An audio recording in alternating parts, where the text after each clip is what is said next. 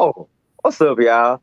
Oh, I tell you, boy, when coach is leading the show, by the time he shared, I gotta hurry up and share it to my program. I'll tell you, he like them parents at home alone. He on time, but boy, he late. I got to hurry up and share it to everybody.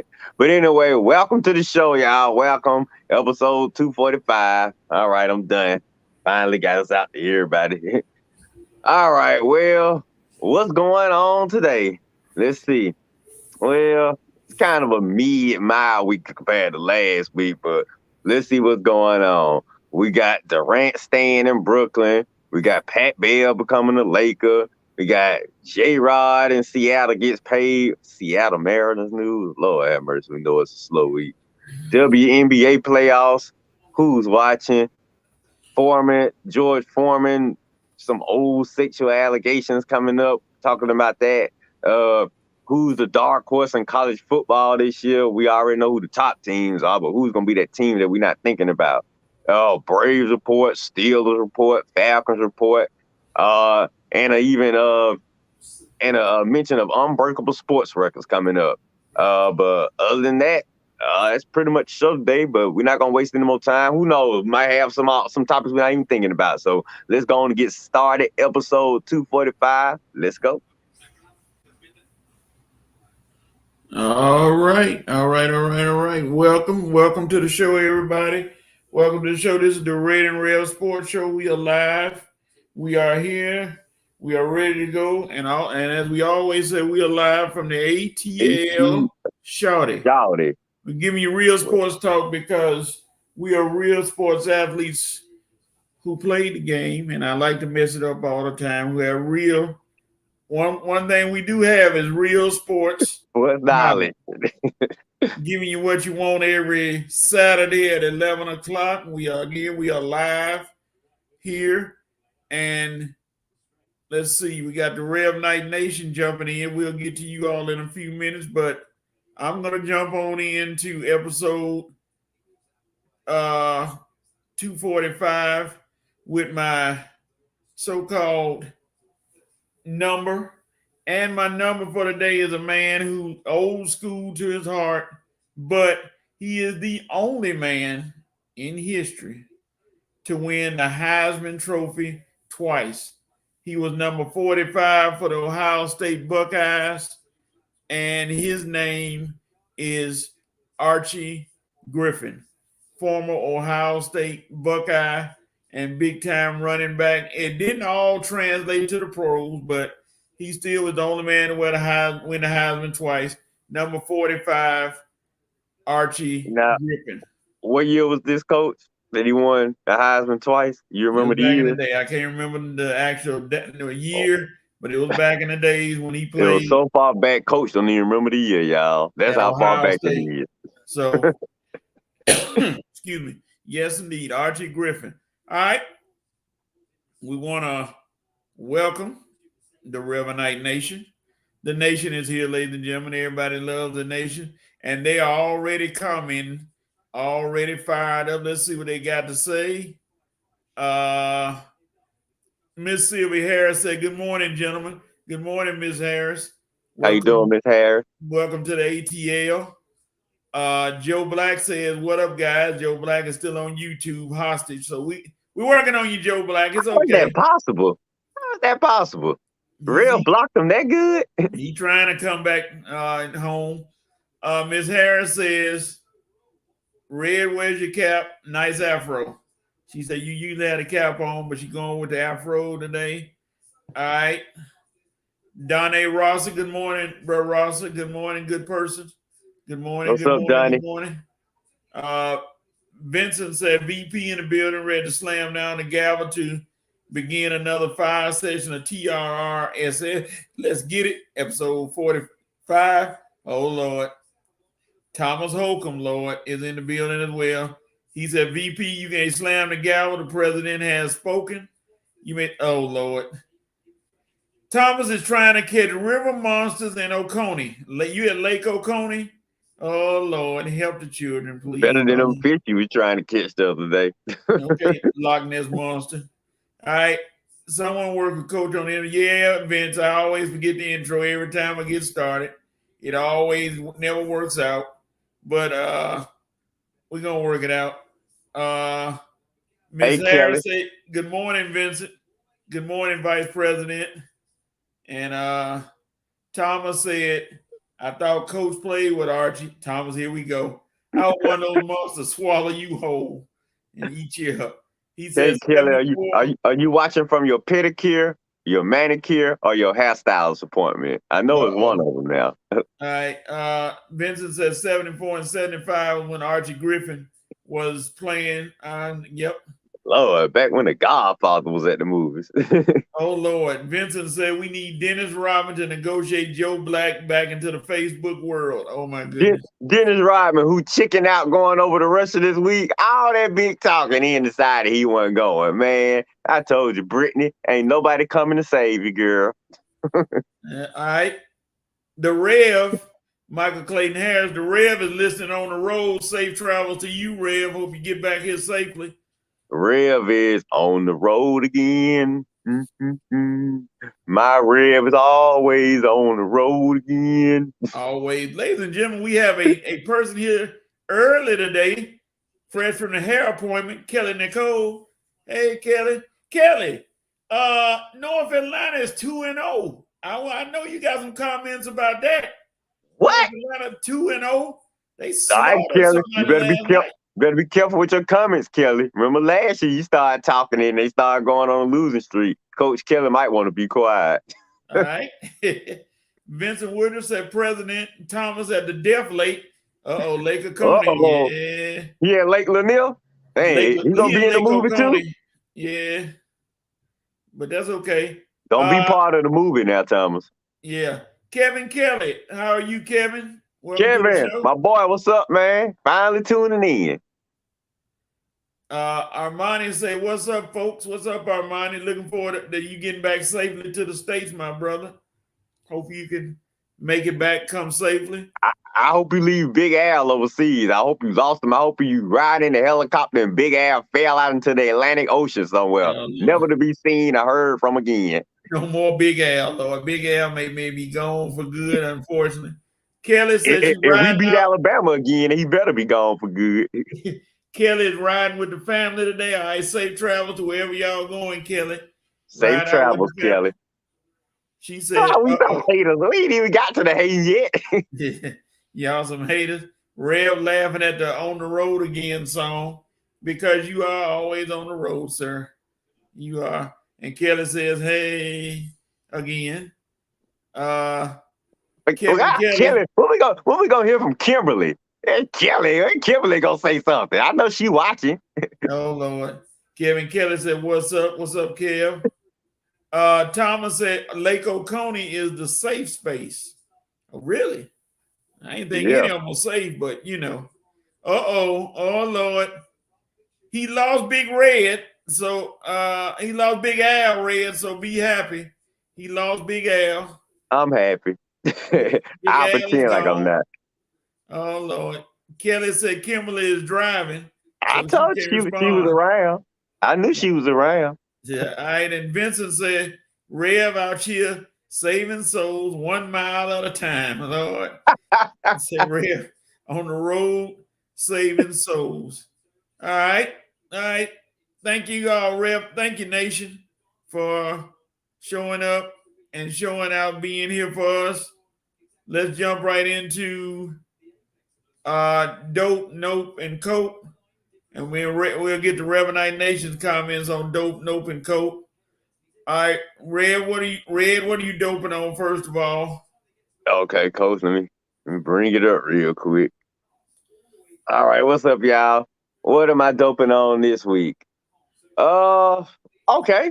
It was a few things I could have doped on this week, but I'm gonna keep it real recently. I'm doping on Spencer Strider, who struck out Corey Dickerson. Corey Dickerson for the St. Louis Cardinals, who had been, before he went up to the plate last night, 10 for his last 10. He walked up to the plate. He faced Spencer Strider. 3 straight fastballs. Go grab some bench, son. That's right. Struck him out 3 straight fastballs. 10 for 10, no longer, buddy. That's right. 10 for 10 till you face Spencer Strider. 10 for 10 till you came up against my Braves. Knocked all them streaks out the window. We're going to talk more about how hot the Cardinals were until they faced my Braves. But anyway, Corey Dixon, you were 10 for 10 till you faced Spencer Strider. Now you struck out after 3 pitches. Bye-bye, buddy. All right. My dope moment is... No, that was my dope moment. Dope for Spencer Strider. Right. My dope moment is I'm glad for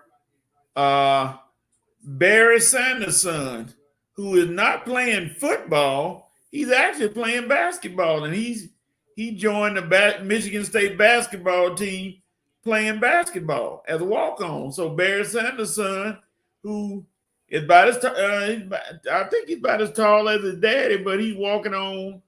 He's 5'9", so yeah, he's about his daddy's height, walking on the team and made the team as a walk-on. So that's gonna be kind of tough. He got to have some handles, but so Barry Sanderson is on the Michigan State team. All right, my note moment, and somebody just said it. Joe Black just said no. My note moment goes to Florida A&M football. And Joe Black, you are absolutely right.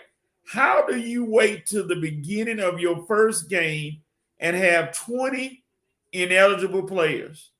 And then you got to play against North Carolina, you are nowhere near their league in football, but you got to play them with shorthanded. Somebody dropped the ball in Florida A&M. I don't know who did, but somebody dropped the ball on that call. Now, Florida A&M is going to North Carolina to presumably unfortunately get trounced and beat down because you don't have enough players. So Florida A&M just can't help you right now. That's my note moment. Red, what's your note moment? Okay, I had a couple. I was going to get a little serious, but I keep it kind of comical. My note moment goes to Robin Givens. That's right, y'all. Robin Givens, former wife of Mike Tyson, former lover of Michael Jordan, and the fact that she was the former lover of both, he almost caused these two guys to come to blows all the way back in the day. Jordan was talking about it this week. I read the story. Man, him and Mike Tyson almost came to blows over Robin Givens. Two of our most iconic figures in sports coming to blows over one woman. Robin Givens, you almost changed the course of sports forever, causing these two to come to blows. Who knows what would have happened? Tyson could have hurt Jordan permanently somewhere. Jordan could have did something. Tyson could have got himself in some legal trouble. Who knows? But thankfully, these guys came to their senses, didn't really get in too much heated. Jordan pretty much declined to fight. You smart, Jordan. But anyway, note to Robin Givens almost causing two of our iconic sports figures to come to blows because she just so good. Oh, Robin Givens. All right, Robin Givens still causing problems. All right, what's your coat moment? All right, Coach. This was gonna be my note moment, but I guess I'll cope with this moment. The 2022 Midwestern Little League team. That's what I'm coping with this morning. If you guys don't know the story, these idiotic SOBs decided it was going to be a good idea this week to put cotton balls on probably the only young black player on their team. I don't know what they were celebrating. I don't know what moment they were trying to present to you guys, but all I know is a bunch of white baseball players putting cotton balls on the head of a young black baseball player. That image does not sit well with me. And of course, they're from a team in Iowa. They're representing the Midwestern regions. Probably not their African-American players on the team. Matter of fact, I know there are not that many African-American players on the team. But Coach, this image right here, just the fact of white people, cotton balls, black people, no, that image does not sit well with me. And the fact that it wasn't discussed this week, as much as they discussed other topics on ESPN this week, by Mr. Stephen A. Smith, Mr. Pro-Black, guy, nobody on ESPN on First Take bought this story up. I mean, because the game was on ESPN. It was doing the Little League Championship Series. So nobody thought it was a good idea to bring up these white young white players putting cotton balls on top of the head of a young black player. Bad move, ESPN. As much as y'all talk about, y'all should have been talking about this front and center. So bad move, ESPN. Bad move, First Take, and bad move, Stephen A. Smith. How could you not know about this story? It was all over the internet. So that's what I'm coping with. This image being out there and the fact that no one was talking about it this week. All right. Yeah, feel free to add on if you want to, Coach. That was kind of disturbing for some people. Some people didn't think much of it, but I'm sure it was addressed at the Little League World Series by somebody. And I don't think it's going to happen again. And I don't know if they got reprimanded or not, but we'll see. Going forward, we'll see what happens to that team. I don't know if they've been eliminated or not, but I know they're not too familiar on the Southern history, because if they were, they would have known that was a very bad idea. Yeah, bad. All right, my cold moment is for Jackson Stevens for the Atlanta Braves. If you didn't see it, he got hit in the head with a line drive, and he had to be taken to the hospital for tests. He is okay from what they're saying. He was alert and everything, and of course they had to do there's CAT scans and everything to test the test. And if you hadn't seen the video, if you're kind of squeamish, I wouldn't watch it if I were you, because it hit right off his temple, and it hit him so hard the ball ricocheted in the right field. So I don't know if you want to watch it, but if you want to, the video is out there on ESPN, and like I said, hopefully he'll be fine. He was able to walk off on his own power, so hopefully he's in the hospital or getting out of the hospital, and he is okay. All right, let's see. Left a mark on his head. Ooh. I'm sure it did. The Rev Night Nation is wide open today. Let's see what comments they had. They got plenty. I hope so. Let's see. Let me go back. Max Severe. What's up, my Laker brother, straight out of Palm Beach, Florida? All right, what's up, Max?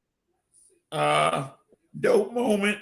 Albert Pujols, who still keeps going, about to get 700 home runs. He's close. Hall of Fame for sure. He went 1 for 4 on us yesterday, but good job, Albert. Like how you still going. Kelly said the Braves handling business, which is good. Kevin Kelly said chop on Braves.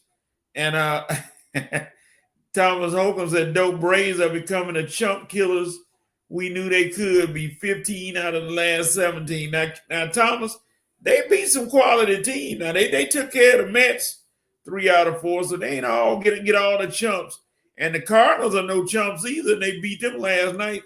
I know you're talking about Pittsburgh, but Pittsburgh can't beat anybody, so we moving on from Pittsburgh and won't talk about them. Joe Black said, nope. The entire FAMU administration for this whole mess, it's going to be ugly in Chapel Hill. Yes, it is. Yes, it is. Kevin said, fam who? He must not like Florida A&M. Kelly Nicole said, child, that FAMU situation is bad. It looks bad because it takes away from the term student athlete right now. So they definitely get the note.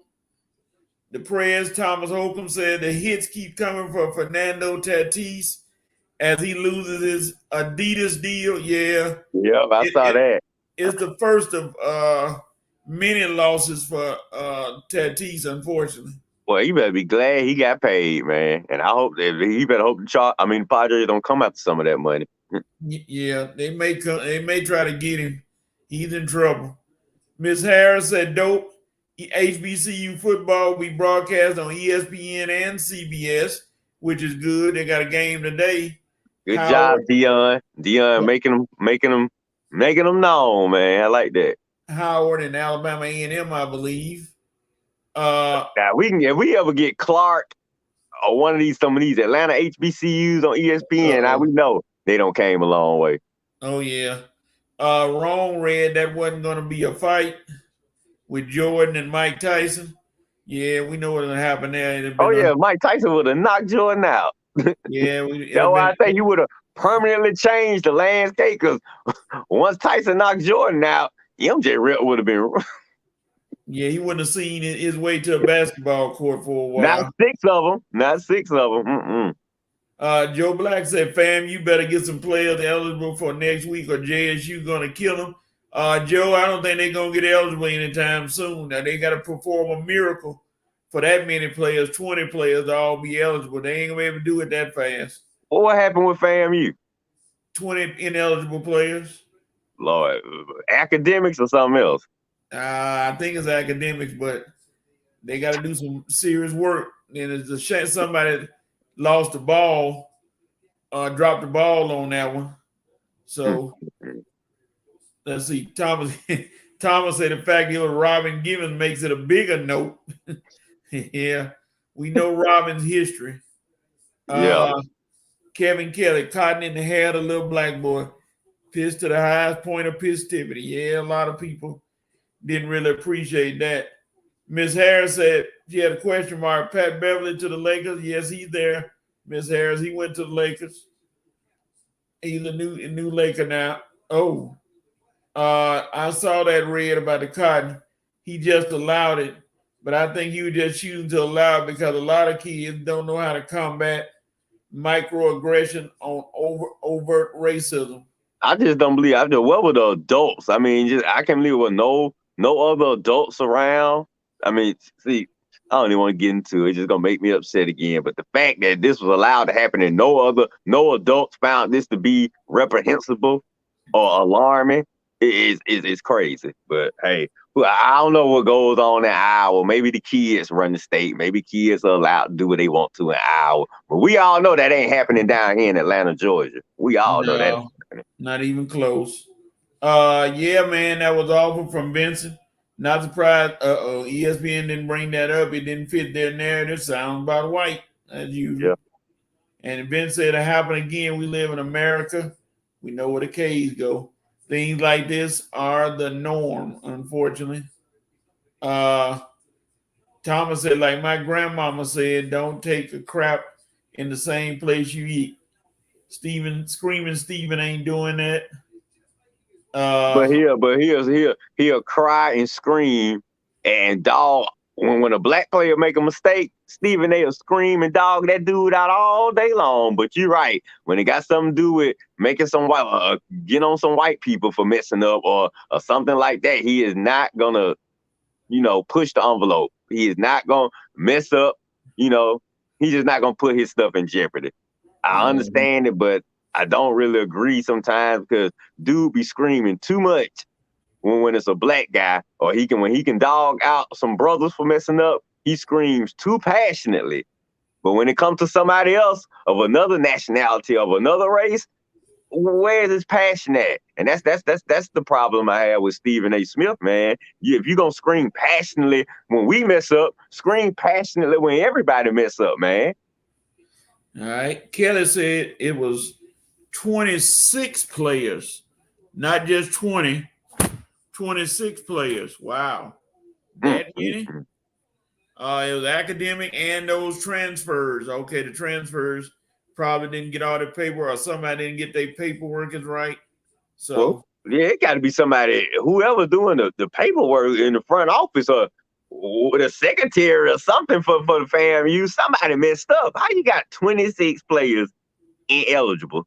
Yeah, they're gonna look at it. I know they're gonna look at that, and somebody is, like I say, either gonna lose their job or get reprimanded, because that shouldn't happen the week of your game. You getting ready to play a big game against a big time school. Well, North Carolina not big time on left, but they still can play. And the transfers, I mean, the people are upset because this is a game, it was a money game. They're gonna play it to still get the money, but you don't want to see anybody get on TV and get embarrassed like that. Yeah, I think they're gonna get embarrassed. Whoever working in the front office at FAMU, start typing up your resume. Keep it updated. Like Coach said, somebody's gonna lose their job over this. 26 ineligible players, and you got a big game next week on TV against Jackson State, and you got 26 ineligible players. That's ridiculous. Somebody in their front office don't messed up, and somebody's about to get the pink slip real soon. All right, Joe Black said, "Oh, Hulu making a documentary without Mike Tyson's permission. Ooh, that may not go well. I Well, the don't know one if on you want to do Hulu, he that. said the one on Hulu is not with his permission. Well, somebody may have to better watch Mike Tyson come on the set, and Man, he that gonna, thing looks so good too. I still may have to watch that one. Stephen A. Smith is the Clarence Thomas of sports.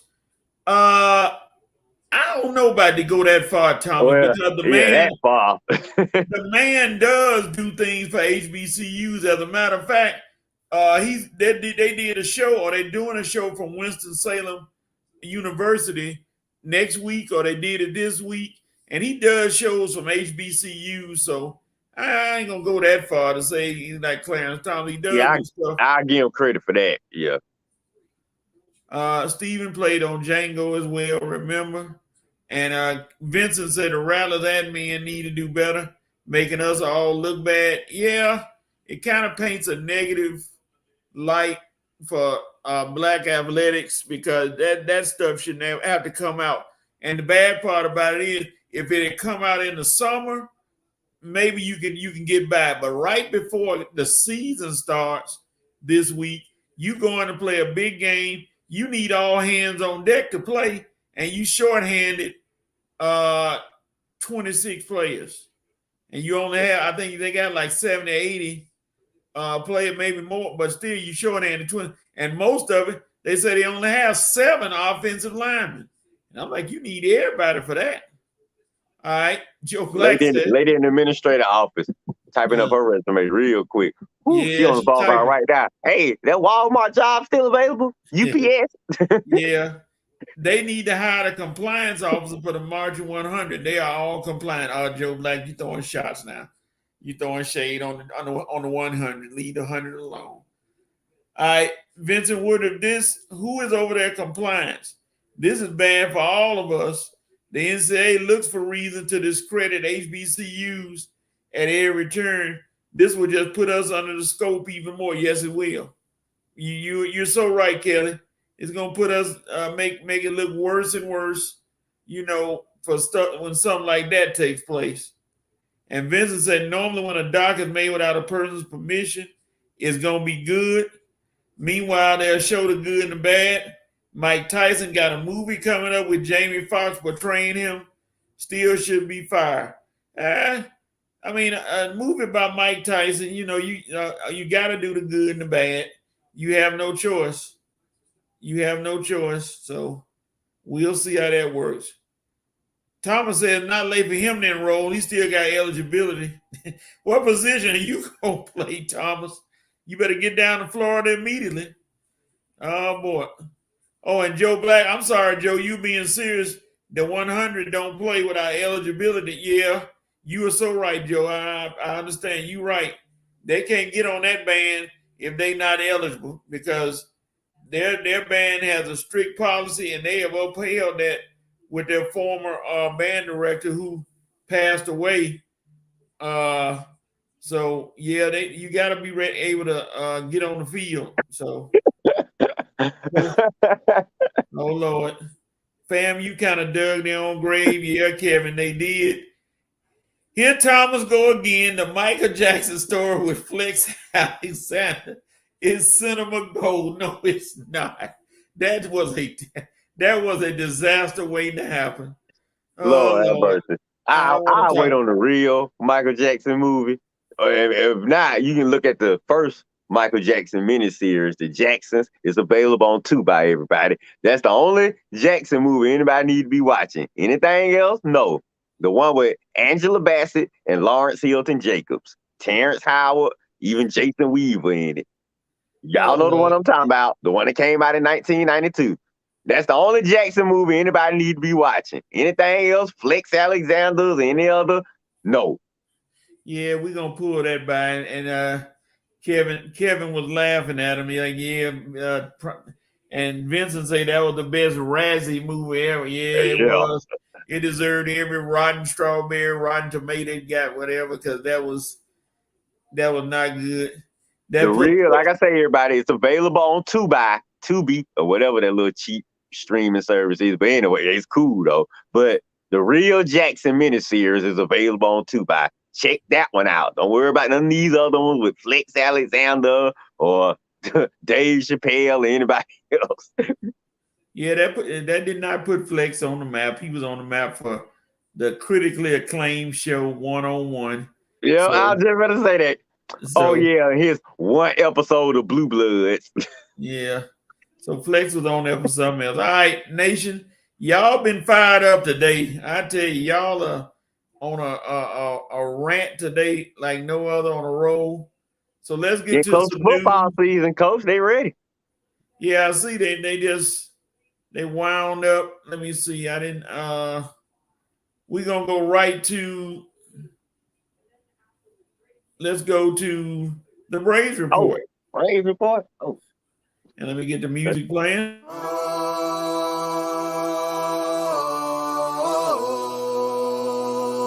It's game time.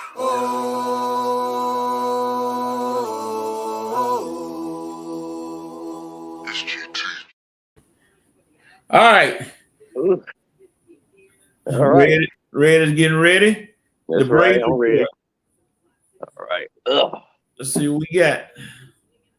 Well, okay. It was last time I checked, it was an undefeated week for my Braves this week. I think we played the Pirates and the Cardinals, and we haven't lost yet. We swept the Pittsburgh Pirates, swept them for the whole year this year. They didn't get one victory on my Braves this year.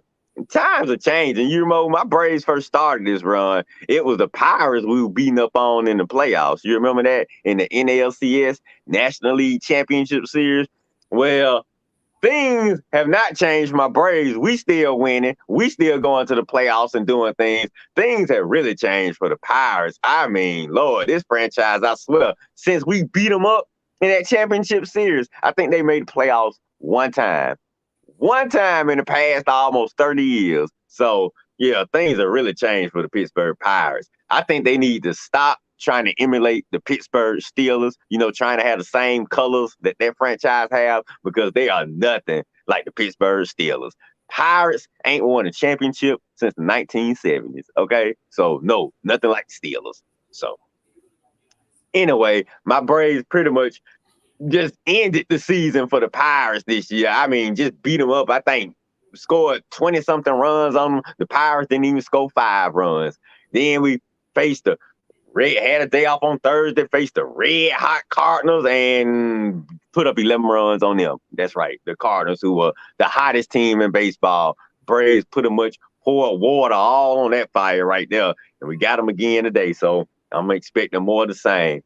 Kyle Wright won his major league tie leading 16th win. Spencer Strider, Matt Freed got big wins this week. The kids, Michael Harris, Vaughn Grissom still balling.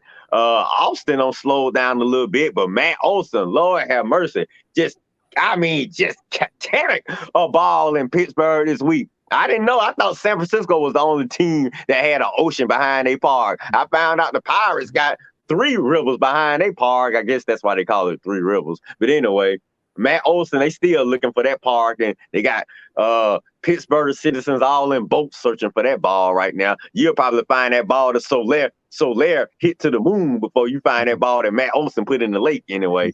So anyway, it's just been a real successful week this year. The Braves are getting hot. They know what time it is. It's crunch time, and we got a championship to defend. So we just getting in our groove right now. Winners of 15 out of the last 17 games, and I expect more of the same today, tomorrow, and going forward. My Braves are trying to go back to back, baby. Trying to get 2 of these rings. We are pretty much, most of the team got rings in the clubhouse now, but we got to get rings for the young boys. Mike, Olson, Grissom.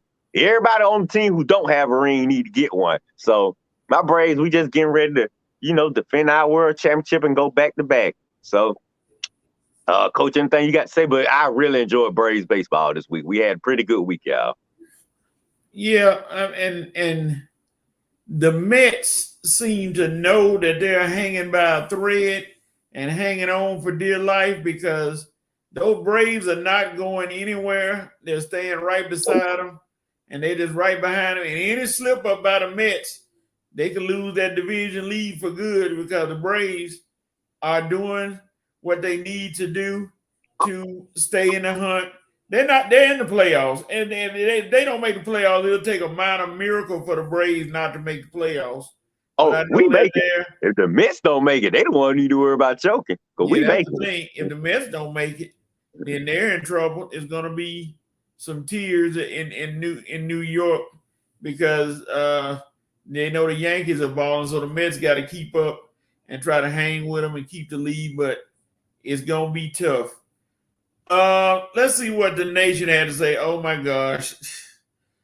Thomas Hogan brought up Homeboys in Outer Space. I don't know, that's the worst movie ever. We're not gonna go there. Sitcom. Yeah, we're gonna leave that alone. Mhm.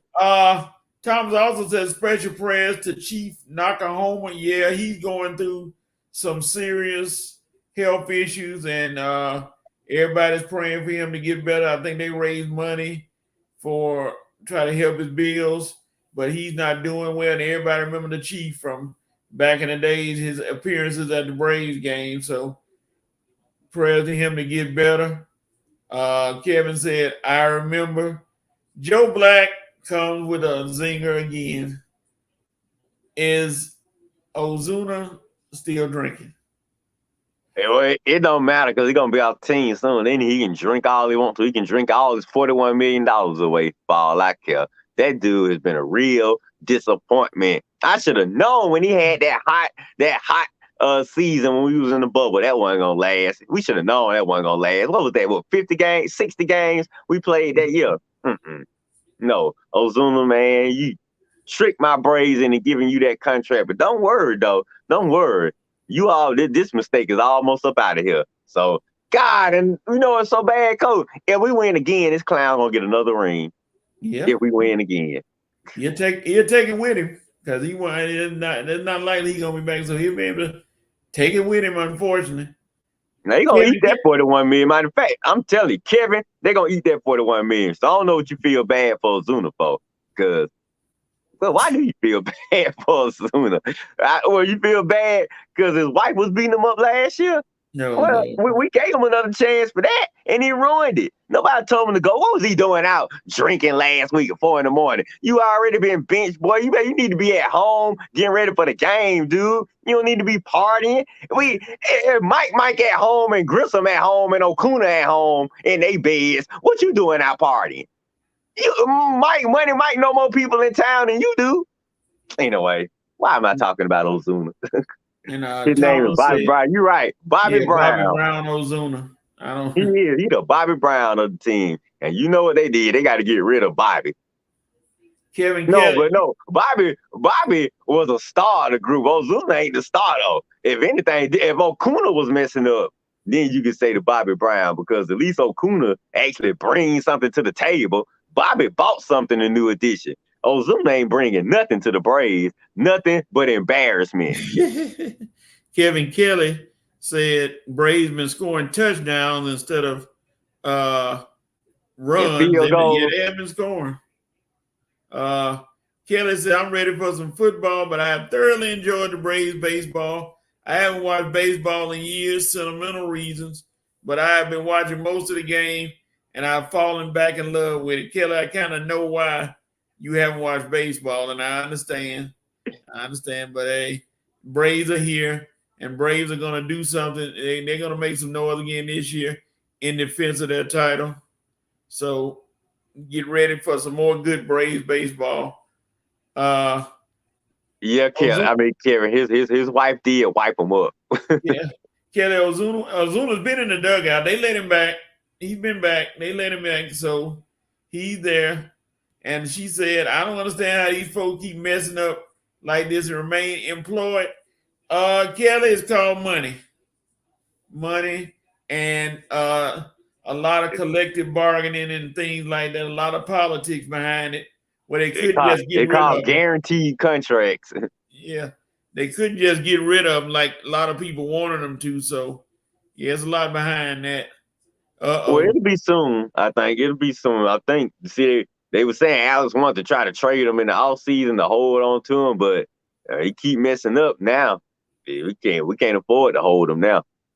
because you know the fan dude getting booed by the fans. Did you see what happened his last? Yeah, that was, and then that was at home with everybody in the front office heard this bad, dude. We got to get rid of this guy. Yeah, he's in trouble. Joe said Braves going more than the Falcons. Stop it, Joe. There you go again. All right. Well, not this year. The Falcons gonna be putting up some points this year because that's their only chance to win it. Yep. All right. Let's go to our next topic. Kevin Durant and Pat Beverly, both of them have made news this week for Kevin going to welcome back Carter and going back, and Pat Beverly traded to the Lakers. Your thoughts, Red, on both of these guys? Okay, well, I guess we'll start with Durant first. Well, Durant, I guess you pretty much you talk yourself, you talk and talk and talk, and you just talk yourself right into a corner, man. I mean, you made these trade demands. You talking big. You telling your owner that you're not playing either Steve Nash or you, and you end up going right back to the team. So Kevin Durant really had just made himself look real weirder than usual. I mean, if you go make these big demands, I will hope they follow through on them. And obviously, you weren't too serious about these demands because you caved quickly. So whatever the Nets owner and Joe Tsai was meeting with you about, it seemed like you got checked, Durant. That's what it seemed like happened this week. You got straight checked. They straight told you, we ain't listening to none of your demands, partner. Yeah. Steve Nash and me, nope. Yeah, trade me to the Heat and Phoenix, nope. Yeah, do this or that, nope. And you better have your butt in training camp. I know that, partner, or I'm gonna put a lawsuit on your butt. You ain't playing for nobody but me. That's right, Joe Tsai. Tell Kevin Durant what he's supposed to hear. Nobody but me, Kevin. You got that? And you better have your butt in training camp or it's gonna be some trouble. Kevin Durant, okay, Mr. Tsai, Peter. Let me brush my little naps. Ooh, okay. I beat up Mr. Tsai. I'm so sorry. I don't know what I was thinking for making these big trade demands. That's right. The Nets owner called his bluff and straight checked them. Look, who in the world was Durant gonna go? What team was gonna give up their best players for that knucklehead? That indecisive, uncommittal knucklehead. I mean, no leadership at all.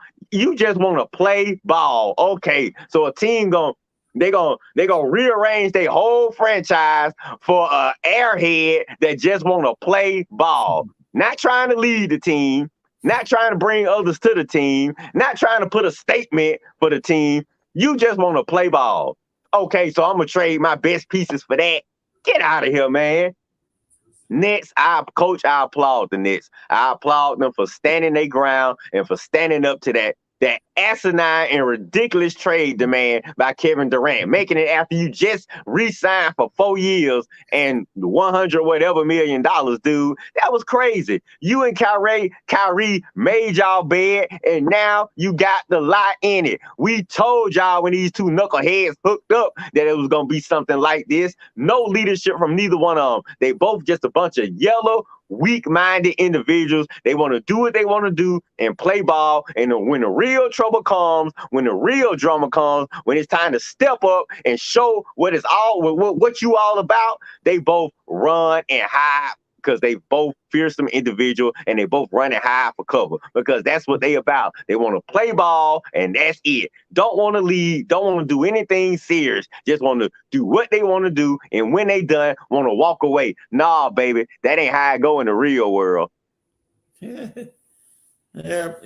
Kevin Durant, now folks are saying, okay, you got Kevin, you got Kyrie, you got Joe Harris, you got Ben Simmons. They can make about being over there.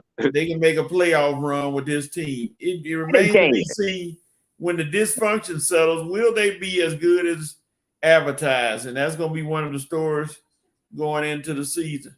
And then Beverly goes to the Lakers. He negotiated a contract to get to the Lakers. What are your thoughts about that? I guess more of the same. I mean, I was kind of shocked they made the move for Pat Bev, but I guess it's like I told you, cause it's just the writing on the wall. They trying to get rid of Westbrook, so they bringing in players to play his position because they obviously trying to push him out the door. Now bringing in a player that obviously Westbrook really has issues with, Pat Beverly. I mean, the guy who he claims took years off his career with that knee injury.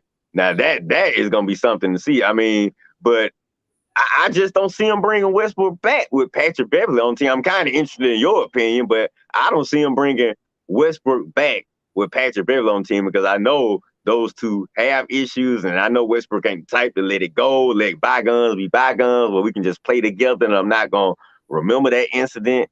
He don't seem like that type of player. Pat Beverly can probably let bygones be bygones, but Westbrook, I don't think he's that type of player.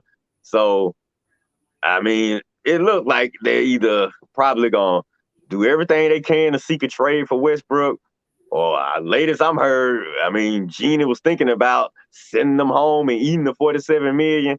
Now, I know she really don't want to do that. I mean, I know if she can, she want to get some type of value for Westbrook because just eating $47 million, I mean, I don't know what would be worse, her eating $47 million or the Braves eating $41 million for Ozuna. But like I say, something has to happen because I just can't see them bringing this team back with Russell and Pat Beverly a part of it. Now it can happen, but it would take a lot of sitting down, a lot of mediating between the two, and do they even want to just go through that? Do LeBron want to play peacemaker and go through all of that? So I don't know, Coach. My opinion is they probably gonna seek a trade, do everything they can to seek a trade. I'm hearing Miles Turner and Buddy Hield. That might be still on the table for those 2 draft picks. And if they can't figure out a way to get a trade for Westbrook, man, shit. I mean, sending him on might be a possibility, but your thoughts? Because this is your boy. Well, we'll see how it goes with Darvin Ham. I know he's gonna. He likes to have order, but now that's gonna be a key going forward. Will he be able to maintain order despite who's on the team? He's a new coach, and everybody, of course, is looking at him with the microscope. Frank Vogel couldn't do it, so now Darvin Ham, you are up, young man. Let's see what happens. Well, I think LeBron might give him a little bit more. I think I was kind of weary about Darvin Ham at first, but I think LeBron might give him a little bit more respect. I think Darvin Ham will be fine as long as the team is playing well. Darvin Ham even said he was willing to welcome Westbrook back to the team. Like they can probably figure out a way to work him, figure out a role for him on the team. Now, I don't know if that was Darvin just being nice because at the time he wasn't quite sure where Westbrook was going to go. So he has to be nice just to save face in case he's still going to be playing there. But even still, at this point, I honestly, I don't see Westbrook and Patrick Beverly playing together. So I really hope if you can get Buddy Hield and Miles Turner for Westbrook and 2 draft picks, Lakers, you would be complete foolish to let that get away because that's probably the best deal you got left. So, man, at first I was thinking about holding on to these 2 draft picks because I don't want to, mortgage our future. But I'm like, if we going in on LeBron for the next 2 years and you going in and you still got 80 for the next 2 years and you bringing in Pat Bev, you might as well give up these 2 draft picks and bring in Hill and Turner, and we might as well make another run. These last 2 years of LeBron's career, you might as well make another run, and we'll figure it out down the line, which is what the Lakers eventually do. But hold on to these 2 draft picks, because you worried about the future. Excuse me. Well, we the LA Lakers. The future is now, okay? If we trying to win, we need to do it now. LeBron, he going to be gone in the next 2 years. Whatever we trying to do with LeBron and AD, we need to maximize it now. So move those 2 draft picks, get Buddy Hield and Turner in this, and let's make another run, doggone it. We the Lakers. Tired of this, missing the playoffs. It's embarrassing. We got superstars on the team. We're not even close to the championship. That is not Laker basketball, and I expect it to be different this year. So whatever you got to do, move those 2 draft picks and get Hill and Turner in here, and let's make another run, doggone it. But really, though, we need to do whatever we need to do to make a move. Lakers, we can't have another season of missing the playoffs. Not with LeBron and AD and this team we got. So whatever we got to do, let's go for it. Go for it. All right, Vincent said, hold up, Red, hold the phone. You know that ninja didn't brush his hair after getting checked. You had me until you said Kevin brushed his hair. Oh, Lord, Vincent, there we go.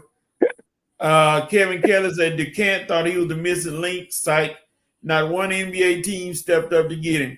Staying exactly. sorry. That's why it would have been dumb. That's what I'm saying. Any team would have been dumb to move their pieces for Durant. And that's how he played himself, and that's why he had to go back to Brooklyn.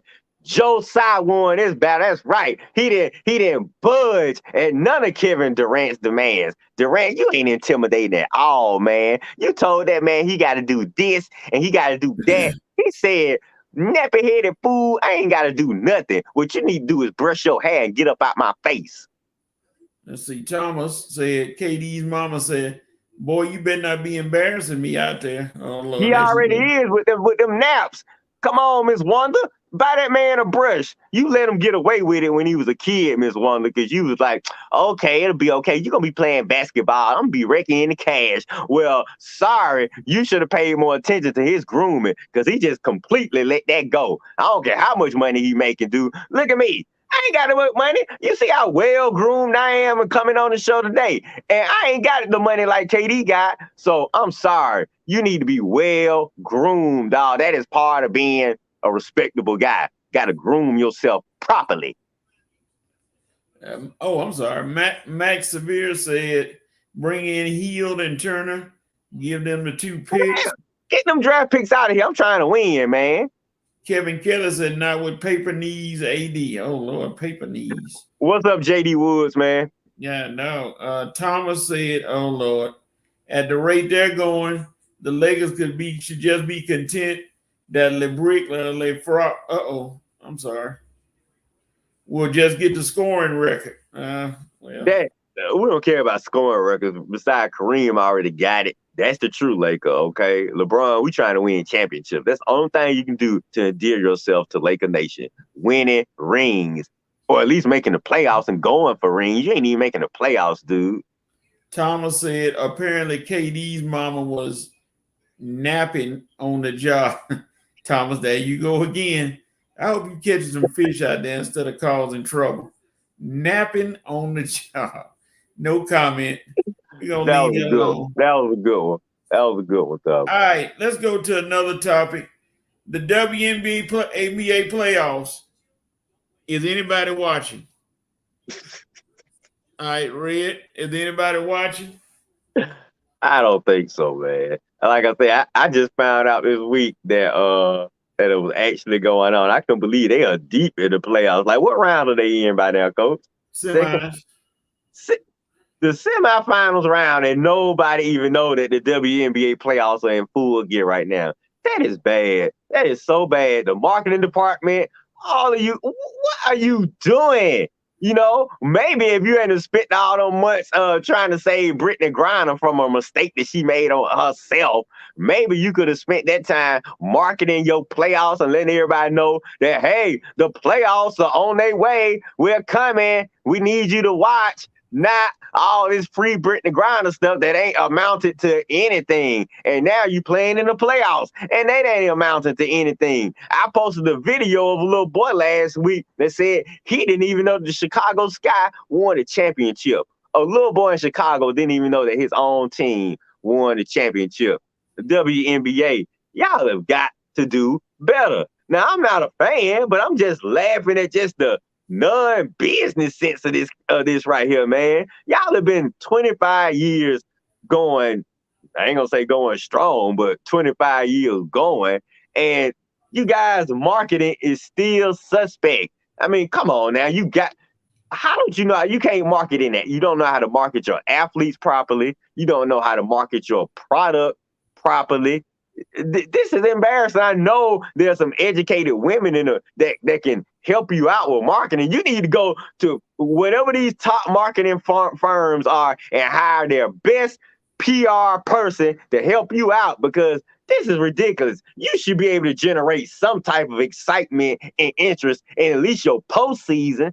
I mean, even the Major League Soccer generate interest in postseason. But come on, playoffs are supposed to be the most exciting part of the sports year. And the WNBA, it's just like they outside playing pickup ball, coach. Nobody is interested, nobody is excited, and nobody is watching. Yeah, well, you have in the semis, I've seen the game. You got the Storm, Seattle Storm playing Las Vegas, and then you got the Sun, Connecticut Sun playing the Sky.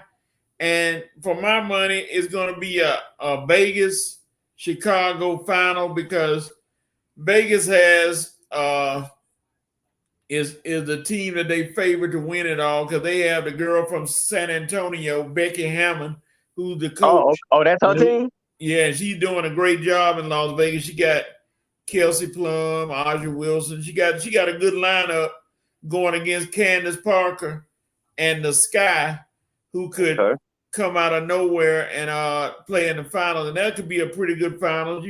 The Storm is not just going to go away. Seattle, they got Sue Bird. They're not going to go away. And then you got the Connecticut, who I think may be a little overmatched. I think the Sky has the advantage because of what they're doing. And Jonquel Jones. Who plays for Connecticut? You got what's the young lady from Connecticut? I can't remember her name. It's right there on the edge. Jonquel Jones. Jonquel plays for Connecticut. And Jonquel is one of the better players in the WNBA. I think she's top 10 right now. Her game has improved. So it's going to be, it should be good if anybody watches. Somebody said they're not watching, but it's good basketball. I see it. They got the old school ABA basketball with the stripes. So I like that. And then they got the other stuff. And, they're trying to do things, they said, to make the game different. But before they do that, again, like Vincent said, we'll get into that. You got to be able to market the game better. The marketing department, whoever they are, they need a pink slip. They need a pink slip. As the FAMU compliance department, they don't do the right thing. They're not doing the right thing. Now, I know Asia Wilson. I heard of her, and my boy Eric was telling me about Las Vegas. Yeah, Wilson came from South Carolina. She was big time there, and she's coming to WNBA, hadn't dropped a beat. And Plum, who was the 6th woman of the year last year on the bench, is now starting, and she's balling out. So I think Las Vegas, just looking at her, probably win the whole thing and get a title for Becky Hammon. Hammon has them, like I said. Bill Laimbeer used to be the coach, but Becky Hammon has taken them to another level now. So her experience with Pop. They probably should have gave her a chance in the NBA. Yeah, her experience with working with Pop and doing her thing makes her a great coach. Vincent said, and I agree, WNBA has and will always have a marketing problem. It's about because when you look at it, the women don't even watch, because you're not giving them anything to watch. Is not good, but they got to do better. Thomas, I'd rather watch the Georgia Swarm lacrosse. Oh Lord, Thomas, I think the fish are biting. You rather watch the Georgia Swarm. And Vincent said Aja Wilson is a dog, or Asia Wilson. Becky Hammon made a 360-degree turn from what Laimbeer was doing. Yeah, Laimbeer was a good coach, but he didn't get them to that point where they could be great. And I think Becky Hammon has done that. So that's why I say they're going to win. Mike Matters, good morning, Mike. WNBA is fundamental, boring basketball, exciting basketball, the athletic, high-flying athletes. Folks want to see exciting hoop, which is true. Break it down, Mike. Break it down. Those young ladies can shoot, though. I give them credit. They can shoot the lights out. But see, the folks will think, what you think about lowering the basketball goals so they can allow a lot of these ladies to probably get up and start dunking and stuff. Yeah, I think that would be more conceived as a gimmick than anything else when they lower the goal. That might get them, but I'm saying, well, you may need to try some. At 25 years, you might need to try some gimmicks because the regular stuff ain't working. Nobody, look, fundamentals. We don't care about women and fundamentals, okay? We, especially when it comes to sports, we care about excitement. We care about, like I say, like Mike said, you got to be interesting. You got to be excitement, and you can still be fundamentally sound, but at the same time, you got to be business people too. Now, lowering that goal, which would give some of them ladies an easy accessibility to dunk or maybe do some tricks and stuff, just, but all this, yanking it up at that tall goal, knowing y'all little short stuff. I'm saying, you're not physically, they're not built like guys. So using the same goal that guys will use, I don't know, it's kind of, to me, not wise. I'm saying, if you're the WNBA, you wouldn't be penalized by using a shorter goal. If anything, we would understand. Because if I turn on TV and see Candace Parker or one of them young, swing cash and one of them, woo, what, girl? And all up in her face after she threw it. Okay. Now, Mike, like say, a couple of teams like that, yeah. Or we have, let's say we had a bad girls team. Some bad girls just go out there, bowling girls, and yeah, we dunking all over you, talking stuff, walking all over you. Forget you, girl. Yeah. If we had one of those teams, coach, excitement and interest floods the market. Now, if the WNBA had some heated rivalries or stuff like that, or just women we dying to see, if we knew it was a woman out there that we knew her game is about dunking and physicality and about getting up all them girl faces and say, what you gonna do, girl? Nothing. Yeah. Trust me, it's about marketing. We're just trying to bring some excitement to the league. You've been 25 years and you guys haven't generated any excitement yet. You better start listening to some people that's telling you change and gimmicks might be a wise move. All right. And Benson said Aja Wilson played on the Dawn State at South Carolina, which she did. Las Vegas is prime for a title. Gonna be tough dispatching the Storm and then the Sky. Yeah, those two teams are not gonna just let them just have it and move on. So the Las Vegas gonna have to play some serious ball. Kevin Kelly rather watch NCAA women's volleyball and baseball. I know why you want to watch volleyball, Kevin. We know where that's come from, but we're not But baseball, I'd rather watch a women's baseball game than basketball. Because I feel like, I'm looking at you can maximize your talent to me more in baseball as a female than basketball. Here come Thomas again. Better do like Bill Veck and hire midgets. Oh Lord, not the midgets. You don't need no midgets. Nah, I don't think we can use that term no more. Vincent said, think about it, Red. Lowering the rims throws off your shot. Jump shots are reflex muscle memory. That's not the answer. Too many smart marketing folks out there for them not to make a better product. Shameful. Yeah. All right. Vincent also said women's bodies wouldn't hold up to that type of play, yamming the rims. College basketball is great. They should take a page from the NCAA possibly. Good thing the NBA has the WNBA off the balance sheet, okay?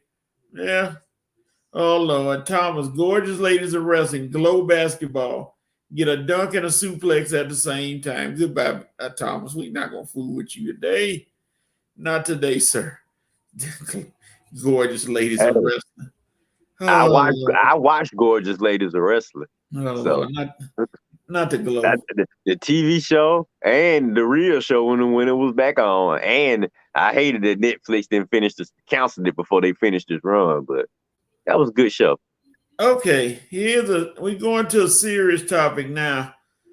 George Foreman has been alleged to have raped, and I hate to use that word, two women young ladies back in the days that were, I think, 16 and 19, something like that. They were young back in the days. Red, what's your thoughts about these alleged misappropriations by Mr. Foreman? I mean, man, now if they really claiming rape, I mean that's a strong word, but that's what I'm saying. If they claiming rape, man, you have to take it serious. I mean, you can't you can't just look past rape. That is a serious allegation, But I mean, folks are always gonna question. I mean, it's 2022, 1970 now, 50 years. 50 years, that's a long, long, long time to let a dude been going this long get away with rape. I mean, even let's say you was a teenager when it happened. What happened in 1980s? What happened in the 1990s? I mean, did you forget about it? I mean, you couldn't come forward then? I don't understand. Why are you waiting to 2020? Do not stand down. I'm pretty. If you say it happened, it happened. I'm just trying to get it in my mind. Why have you waited this long to tell us about George Foreman sexually assaulting you? I mean, the man is 73 years old right now. And if it happened in 1970 and you was a teenager, that means you probably in your 60s, 50s, or 60s right now. Probably have lived your life, probably close to retirement right now. Probably got families of your own right now. So, my God, you waited this freaking long to tell us about George Foreman assaulting you? Now, if it happened, he deserves to be ran through the coals like all the other sexual assaulters out there. But I'm sure the only question I'm have is that I'm sure the question in a lot of folks' mind, how in the world did you let this man get away with it for 50 years? 50 years, you didn't. I just don't understand. I mean, 50, this man raped me when I was a teenager. Okay, I can understand you being, I can understand you being shocked at the incident. Then you probably afraid. 1970s, it's a different time. You probably don't think nobody's gonna believe you. All right, I get all of the nervousness that was probably going through your mind back in 1970s. My question is, even when the 1990s came, you see times are changing. You see other women are coming out telling their stories. 2000s, even the 2000s came. Women have come out and tell their stories. What were you doing? Were you in another country? Were you in a cave somewhere? Why are you just now telling us about these George Foreman allegations? I just don't understand, especially after we just went through the whole incident with Cosby. And why do you come out when we were getting on Cosby and say, hey, y'all, not only is Bill Cosby guilty, you remember George Foreman? He guilty too. He raped me in 1970 something. I just don't. I'm not saying things that happen, Coach. The lady say it happened, then who am I to not believe him? My only question is, and just like everybody else's question is how could 50 years, 50, 60 years go by and you waiting to now to say something? I just don't see something like that happening to somebody I know, somebody in my family, and somebody happened to my sister. Trust me, she gonna handle that. Ain't gonna be no 50 years. I promise you that. It ain't gonna even be 5 years. It ain't gonna even be 5 months. Right away. And I would think that's what all the women out there. I would think that would be all women, period. Ladies, please. It's a new day and time. You don't have to be scared anymore. Something happened. Let's get these jokers off the street immediately. Immediately. Let's not wait. But like I say, if they investigate and they find evidence of proof that something happened, George gonna be in a lot of trouble. But like I say, I mean, you can't fault people for questioning what took these ladies so long to say something. It's been 50 years. They are, like I say, they probably 50, 60-year-olds themselves. Yeah, well, it's the thing of waiting so late to report something that may have been an assault of a sexual nature. If that happens with some folks, that you're supposed to even you're supposed to take care of that right then. I mean, traumatized. I understand. You may not want to deal with it. You may just traumatized. That's the word I couldn't think of. Excuse it because he's who he was. But I'm sorry. I'm sorry. And I know some people gonna say that old phrase they like to use all the time, where there's smoke, there's fire. You know, not necessarily. You know, I'm not defending George, but like you said, if it comes out to be true, then George should get whatever they gonna give him. But if it's not true, somewhere along the lines, and I'll go to Brian Banks, the young man who's accused of assault by a young lady who spent time in jail, then found out it was all a big lie. Those people that report something like that, if it's not true, you go to jail. You take the punishment. Since you want to try to ruin somebody's life, you should have to take the punishment. And I know rape is serious, but it's not. You can't just go pick somebody out and lie on them and say he did that when they didn't, because you may be ruining a life at that point. And I'm not advocating, but I mean, think about it, what you do. And like you said, 50 plus years, nothing said. If it was, like you said, if it was my sister or my daughter or somebody like that, oh, we gonna find, if she tells me we finna get this handled right now. We ain't waiting all that long time to pass by for something to go down. No, it's going to go down now. So y'all can get ready. So we'll see what happens in the coming weeks if they stay on this story or it becomes a non-story and they move on and they find out there was nothing to it. It's going to be more. I hope they stay on it, because if we don't hear nothing else about it, then yeah, we'll know it was some BS. And then I'm really finna go off on these two girls now, because now you just brought up a serious issue that really wasn't that serious. All right. Thomas say a bigger question. What's the end game? What happens? Yeah. You want George to go to jail? I mean, at least tell us that. Do you want George to be prosecuted? You want George to die in jail? You want him to spend the rest of his life in jail? Please let us know. Because, yeah, after 50 years, what is the end game? If you wanted them prosecuted, you should have been came out and said something. The man is 73 years old. I mean, even if he go to jail, he ain't gonna be punished. He's not gonna be sitting in jail thinking about what he did. The man has lived his life. Man got, I don't know how many grandkids or something. So my whole thing is like Thomas said, what is the end game? Because if you're looking for punishment or some justice, you never gonna get it, because George is in his golden years. He ain't putting him in jail, ain't gonna hurt him at all. Okay, other than the fact that he can't go to the park with his grandkids. I'm sure his grandkids will go to whatever prison he is and to visit him constantly. So please let us know what the end game is waiting 50 years to prosecute a 73-year-old man. And Kevin said, think about it, fellas. Most of our names wouldn't even come up in a situation like that. Now ask yourself why our names won't come up. Not saying Foreman guilty, but I'm just saying. Okay, and Vincent said, if you're a victim, there has to be a multitude of reasons that victims wait. Yeah, it is. Certain things come forward to let you know that some people don't want to come out. They're ashamed. It's a lot of things that go into that.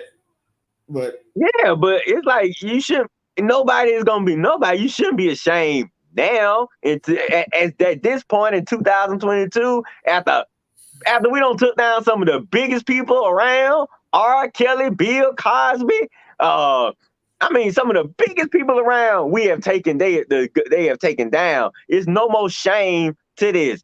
If a big time celebrity or star is doing something wrong, we need to know about it. You need to let us know so we can get this clown off the streets. But wait years till the guy get old age now I mean, if you want justice, you're not gonna get justice when the person is in their 70s and 80s now. You probably want to tell us so we can get them in their 30s or 40s, you know, when they still got a little ink left in the pen.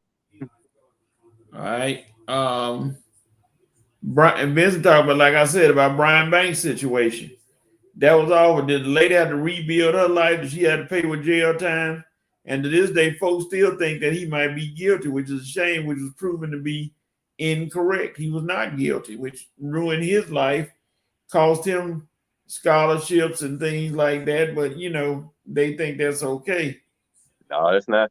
It's not okay. Like you say, it should be. If you accuse somebody and find out it was fabricated, you should be. That should be. You should be prosecuted. If they find out you fabricated that, you should be the one to be prosecuted, and that way we'll stop it. Because you know, if you come out and tell us something that didn't happen, guess what? You going to jail. So when you come out, I hope it happened. Because if it didn't happen, you going to jail. So when Yeah. you come out, make sure. Well, then I don't want to say if they can't prove it. I'm saying if it's proven you fabricated the story, if it's proven you lied, Right. you going to jail. Not just if they can't prove the guy did it, you going to jail. No, I mean, because that can happen. But if we find out without a shadow of a doubt that you fabricated a lie just because something vengeful or something like that, you get prosecuted. Yeah. Let's see. Something vindictive, you know. Yeah, Dana had just come in. She late to the party. Hey, fellas. Hey, Dana. How you doing, Miss Dana? Hope you're feeling good today. Thomas said 73. Wow, rough life. Yeah, Thomas. Vincent said, ain't gonna be no rougher going in at this time. yeah, this is all mental. Guys, we can never understand the mental part of this. Whether they come out now or later, still have to address the situation. Yeah, that's true. We agree. I agree. Look, Vincent and Kevin, everything y'all saying, I agree with y'all. You right. I just hope we get to the bottom of this. I'm gonna say that. But y'all are absolutely right. And I really want to get to the bottom of this. But I still just don't understand the waiting period. I just don't understand. Okay, I can understand traumatized at first. It's just well, you're right. You say it's mental, but just decades and decades. I mean, you pretty much letting the guy get away with it. If you're going decades and not saying nothing, he's getting away with it. Now, like, remember the Darren Sharper situation. Them ladies came out right away. Yeah. Maybe not right away, but they came out close to where Darren Sharper is paying for his mistake. He is paying. That man in jail, and he gonna be in jail. Oh, he was a young man. How Darren Sharper was what? Late 30s, early 40s? Yep. He ain't getting out of jail till what? He probably 80 or 90, if that. He probably ain't gonna never get out of jail. That's going after a guy. But I'm saying I just don't understand waiting till a guy getting 70s or 80s. I mean, but you're right. You guys are right. A victim, you just don't understand. It can be mental sometimes, and a victim is a victim no matter what, no matter how much time has passed. You're right, Vincent. A victim is a victim. I agree with you guys. You guys are right. It's just that one thing I just don't understand. And a lot of people will always ask that question when you wait a certain amount of time. Kelly said, if you're lying about rape, you should definitely go to jail. You should. You should if you lie about it. Yeah. That affects a person's livelihood. And I agree, Kelly, 100%. Vincent said Darren Sharper is 46. He got 20 years. He was sentenced in 2016. So when he comes out, man, 66? No, he need to be in longer than that, man. 66. He can still do some predator stuff when he get out. I don't know. All right. Let's leave this for a moment. We're gonna go to J-Rod gets paid. Now, the young man for the Ain't halftime yet? It's just about. We might well skip halftime. Because the boy J-Rod got a contract, and he got a big time contract, really. And Red, what were the particulars of his contract that they're paying him? All right, you guys. Seattle Mariners phenom out of nowhere. And I mean, really out of nowhere. I had no idea who this guy was until I just heard about him like a few months ago. But I'm saying he wasn't like the guy in the minor league system that you anticipating coming up. But anyway, Julio Rodriguez, big time rookie for the Mariners. Man, and boy, I guess they seen enough in him because they say, all right, trying to follow my Braves. Folks always trying to copycat us, coach. 14 years, 200 is 14 years, 210 million. The 400 million, I think those come with incentives or whatnot. So if he meets all of the incentives, the contract can eventually balloon to 400 plus million.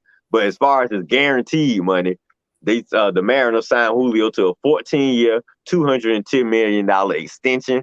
Man, in his rookie year, Lord have mercy, talking about hitting the bank right away, man. I mean, well, these rookie deals are something else. But teams are following the Braves motto is when you notice you got a hot prospect that's gonna maybe turn out to be something good, you get them locked up right away. You knock out them arbitration years, you knock out them renewable years, and you get them all down to his prime. I like that. I'm starting to love that about baseball. Of course, you can't have no salary cap when you're doing this, but I love teams recognizing superstars right away and locking them up so you already know I got at least got this guy on my team for years to come, and you can keep that continuity, you can keep that stability, and that's the one thing I love in sports: stability and continuity. I'm a stability type of guy. All right, yeah, and the young man is a great ball player. He's the best player on Seattle right now, and Seattle protecting that investment. They protecting that investment, saying, "Hey, we better sign him," because they do know there are teams who sit out there and wait and wait and wait to see if somebody gonna be free, and then they gonna go after them. Yankees, Yeah, get yeah, for one team, they gonna go after him. They gonna be like, "Hey, Dodgers." yeah, those teams are coming after him and just gonna see if they can pay him that extra money, which they got money on top of money to get him." So smart move by the Mariners, a lot of money involved, but then again, that's incentive laden. So if he can get that in, good for the young man to get paid like that. And pretty soon he's gonna cash in if he keeps up those numbers. Vincent, it's halftime. You say we bulldoze halftime. We're gonna have a short break, and then we're coming back. It's gonna be a short show when we come back. So I just know hang we in got there. rid of all the big topics doing before halftime. Yeah, we did the big topics first. So Coach must got a date tonight. You gonna bulldoze right through the second half. right, Oh, we'll be talking about them Steelers. let's see if I can find loop the background. We will be right back. Give us a few minutes and we'll be back. Got to pay some bills.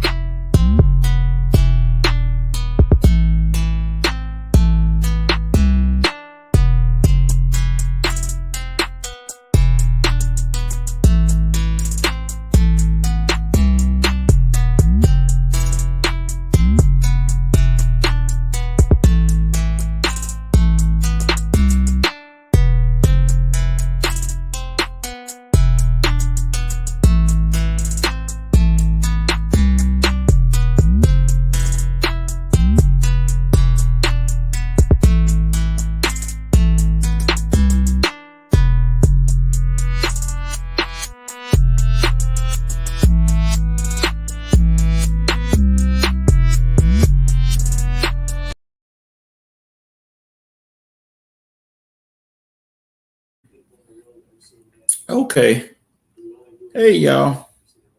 We back.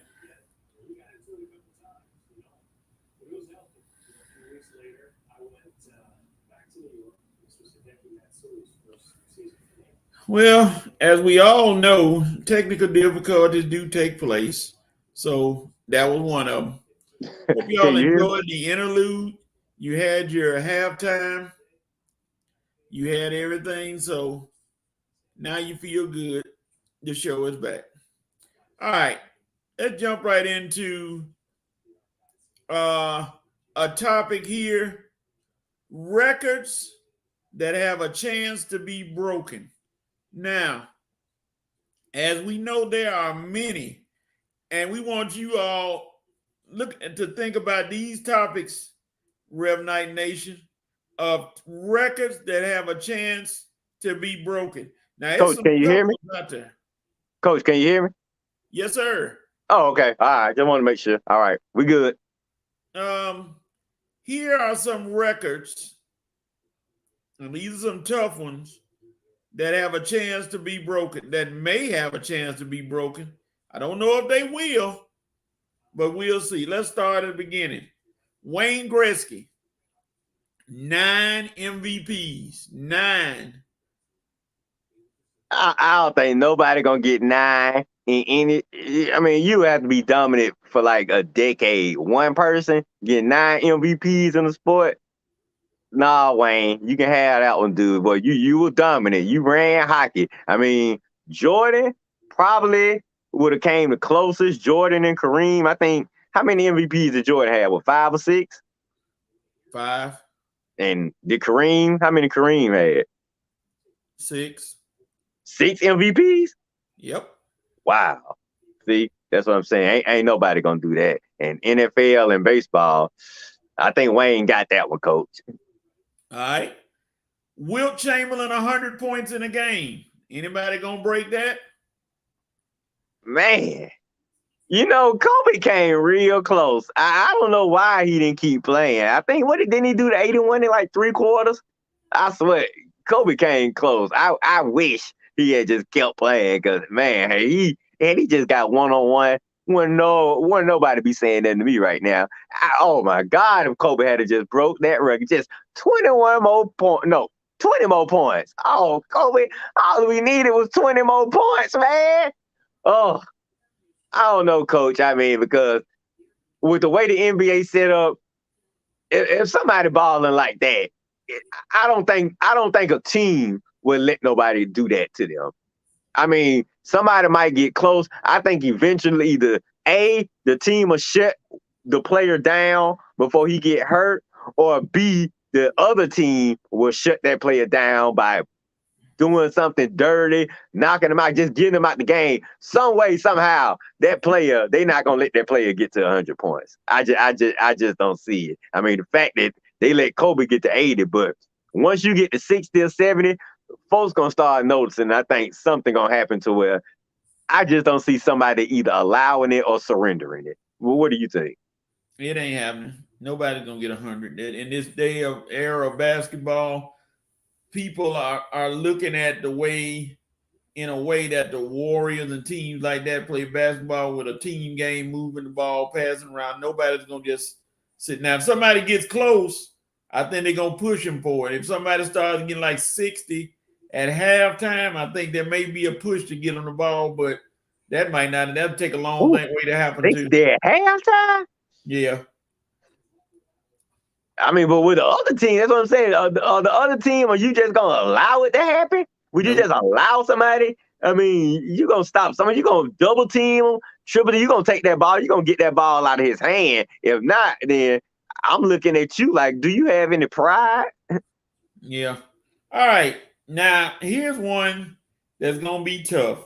Well, it might not be tough. It was close with Detroit. Tampa Bay Buccaneers, 26 straight losses. Will there be an NFL team that loses 26 straight? Wow. Like you say, man, yeah, Detroit definitely came close one year. I mean, 16 straight, and I think they lost 3 or 4 straight the next year. So they got up to it maybe 0-19 or something, or 0-20. But The way the NFL is set up for parity, like even a bad team can beat a good team in a given week. I mean, just to go 26. I mean, let's see, okay, 17 game season, so it's not 2 full seasons, but it's close now. I mean, go 1 full season, and then they go 0-7. No, 0-9. So you go 0-16, 0-17 one year, and then you start off the next year by going 0-9. Well, really, you would have to go 0-10 to break the record. So 0-17 one year, and then the next year you 0-10. Man, somebody getting fired, coaches getting fired, GM is getting replaced. Man, it's just so much that can happen in between that time. If it does happen, you'll know this right here is probably the ragtag, sorriest piece of crap franchise in the history of sports. If it does happen, it might happen, but right now I don't see it. But this could come close to happening before some of them other records, because sometimes you just get a team that just don't care. But to not care during a whole season and 10 games through the next season, wow! I mean, what a piss poor franchise you got. The Boston Celtics, 8 straight championships. What about that one? Will it be broken? 8 straight championships. No. It was a different NBA back then. You didn't have that many teams. You didn't have that many players. It wasn't even that many. It was mostly a white league back then. So, nah. I mean, you had Bill Russell dominating. The Celtics pretty much dominated all of these teams that didn't have what they have. Now, teams are just too. I mean, you got more than 1 7-footers on teams now. You don't have 1 7-footer dominating everybody like Bill Russell did. So, no. And then it's a guards game now. This game not even set up for big men anymore. So, no, just too many teams play too many similar ways. You got so many. All these teams just play one way. Outside in, shoot a lot of threes, dunk the ball, throw it back out, kick it up for a crap load of 3-pointers. You're not winning 8 straight. No one team ain't winning 8 straight. All right. This one, it depending on what happens, I don't think this one's gonna happen, but they think so. Jerry Rice, the greatest receiver in football, 22,895 career receiving yards. Anybody gonna get that with this pass happy league? You would think somebody could come close to getting it, but the thing about it is durability and longevity. Who's gonna play at least? Man, you would have to play at least 15 seasons and have some great seasons, almost all of them. I mean, as a receiver, you would definitely have to start out your rookie year showing out. You know what? The way Jamar Chase is playing, if Jamar Chase can just keep it up for 10 straight years, I mean, play the way he played last year. If I can see him keep it up for 10 straight years, I would love to see what his numbers are after 10 years of give me his rookie year going forward. 9 additional more seasons, and let me see what them numbers look like. And then ask this question again, because that dude had a dominating rookie season. And I'm gonna tell you another guy. Let me see what Justin Jefferson looked like after 10 years for the Minnesota Vikings. So let me see what those two guys look like after a decade in the game. Let me see where their health at. Let me see if I can prognosticate how many more years they got left. But that one might not be locked up all the way. It might be a chance, Coach, because like you say, it's a pass happy league. You got rookie receivers coming in now getting 1,200, 1,300 yards. I mean, they coming in as a rookie doing that. Imagine what their numbers will look like if they have 7 or 8 more additional seasons like that. You see what I'm saying? So we'll see. I'm not gonna say totally no on that, but it's a lot. It would take a lot, though. Well, here goes the record that I maintain that will never be broken. I don't care what the NBA does, Major League Baseball, football, nobody will break this record. Cal Ripken Jr., 2,632 straight games played. That will last until I'm in the grave because ain't nobody playing that many straight games. Not these athletes nowadays. Nope. You're right about that. You are so right about it. It's too much load management, too many. I got to get this player a day off. Oh, he's played every day. He needs a day off. Yeah, it's just too much of that now going on in sports. If they look up and see, man, you don't play 20 straight games, they had a day off. You sit down for a day. I understand why they're doing it, but it's just like I say, just things. It's just a different day and time now. But these teams are too cautious these days. They watching out for athletes. They making sure they what they doing is they protecting the athletes from themselves. There's a lot of protecting the athlete from themselves these days. So it's like once I got the game won, I'm taking out my best athletes, let them get some rest and get ready for the next game. It's none of that play to the end. You're in. I start the game. I finish the game. It's none of that no more. It's just a lot of pat me on the hand, taking care of me, protect. There's a lot of protection going on these days in sports for, like you say, for something like that to happen. I mean, if they see a guy, let's say a guy reaches 1,000 straight games played, somebody is going to sit that guy down for a game or two. I'm just saying, with the way coaches and players are today, teams will sit you down and let you get some rest. If they have a division locked up, if they have a situation locked up where they can afford to rest players, they're going to rest you, coach. They're going to make sure they rather have you 100% for the playoffs than to care about any little silly regular season record. Yeah, Cal Ripken was one of a kind. There'll never be a Cal Ripken again who was that dedicated. Even when he was hurt a little bit, he said, I'm playing. Even when he was hurt a lot, maybe more, he was able to last. And like Benson said, he did it all clean. There was no steroids or anything, nothing like that or anything. He did it all clean, and he just was just out there every day. And like you said, in this era of way that they treat athletes, they're not gonna stay out there every game. You're not gonna find, for a baseball player to break his record, you'd have to be out there 15 years straight, and it ain't happening. These cats don't do that.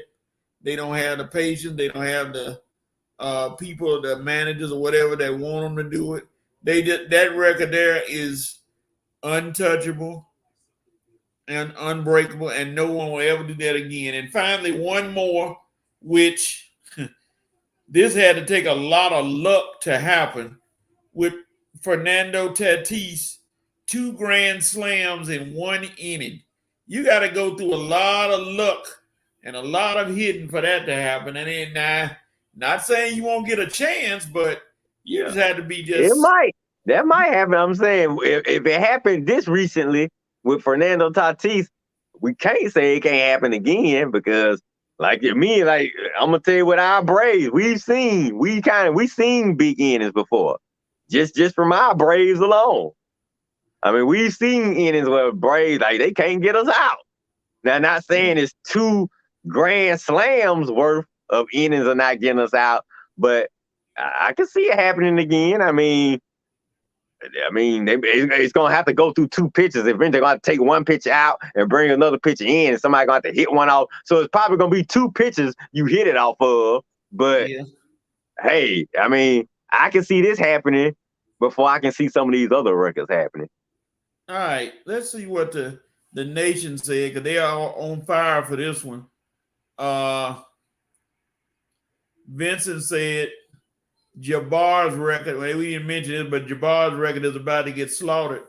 Vincent, that could be a slight asterisk put on it. I'm going to tell you why. Kareem didn't have no threes.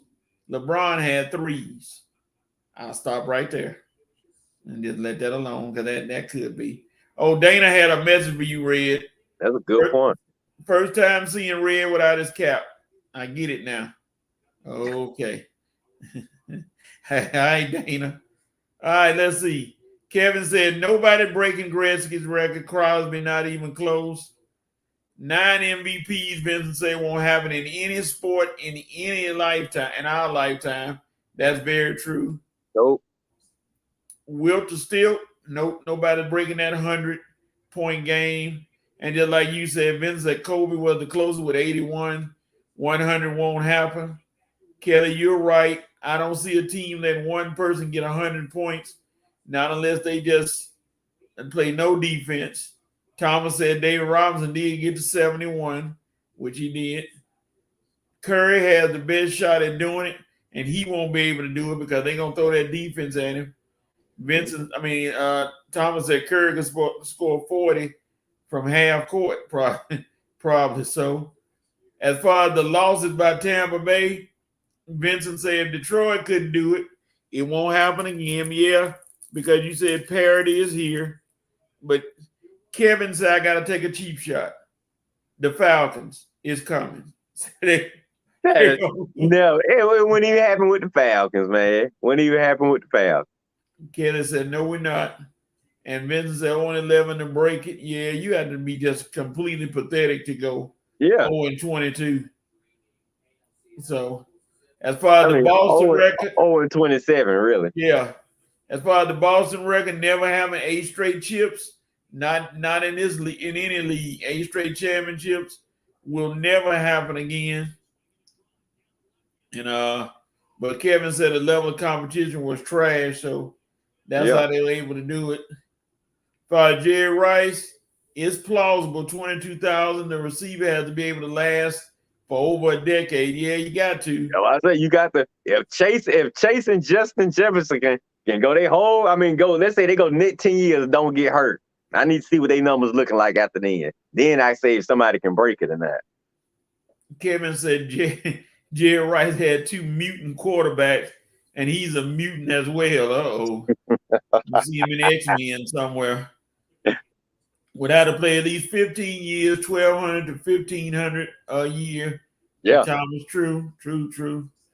Also, Benson say, remember Jerry's workout routine. And I don't think anybody has that kind of workout that he does. Didn't he used to go hiking in the mountains or some stuff? Yeah, he used to run up mountains insane. Jerry missed the season. Jerry Rice missed that season when Warren Sapp tackled him. That's why I don't like Warren Sapp now. Called him to tear his ACL. Yeah, I remember that. You're right. It would be even more. Yeah, Warren Sapp is a jerk. Sorry. Cal Ripken, of course, will never happen again, like we said. He the Iron Man for a reason. He had integrity and the fortitude to do what he did. And amazingly, he did it clean. He sure did. No PEDs, no nothing. Sapp even regrets that lady, but I don't want to talk about Sapp anymore. He is a Sapp. Cal Ripken showed up for 16 seasons straight. Yes, he did. He was there every night, no matter what. No days off, no nothing, and that was amazing. Hey, you know these men of these times don't have that mindset. Nobody had that mindset anymore. Every day, every night, no excuses, please. This ain't the American workforce of 2002. Folks always looking to take a day off.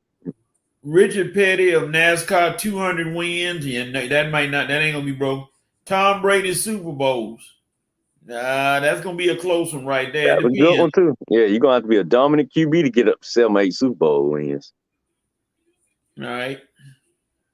Thomas said nobody catching Tiger Woods as far as cuts made. Tiger made 141 straight cuts. You talking about cuts or you talking about tour victories or majors? Be specific, Thomas. What exactly? You talking about tour victories as far as Tiger Woods up there in the 80s. Nobody gonna catch you. You ain't lying. Nobody winning all them tournaments. I swear you got a different guy winning tournaments every week now. Tiger, you knew every week Tiger, back when he was in his prime, he was winning all his little tournaments. Even them little small. Wins. Yeah, there's gonna take a lot to win that many tournaments. 8 in the 80s now. Yeah, it's gonna take a whole lot for Tiger. For anybody to catch Tiger. All right, ladies and gentlemen, it's almost time for the Falcons report. That means it must be time for the Steelers report. But we gonna which one you want to do first, Falcons or Steelers? Steelers. All right, it's time for the Steelers report. Let me cue up the music, which is about to be funny, but I'm gonna cue it up anyway.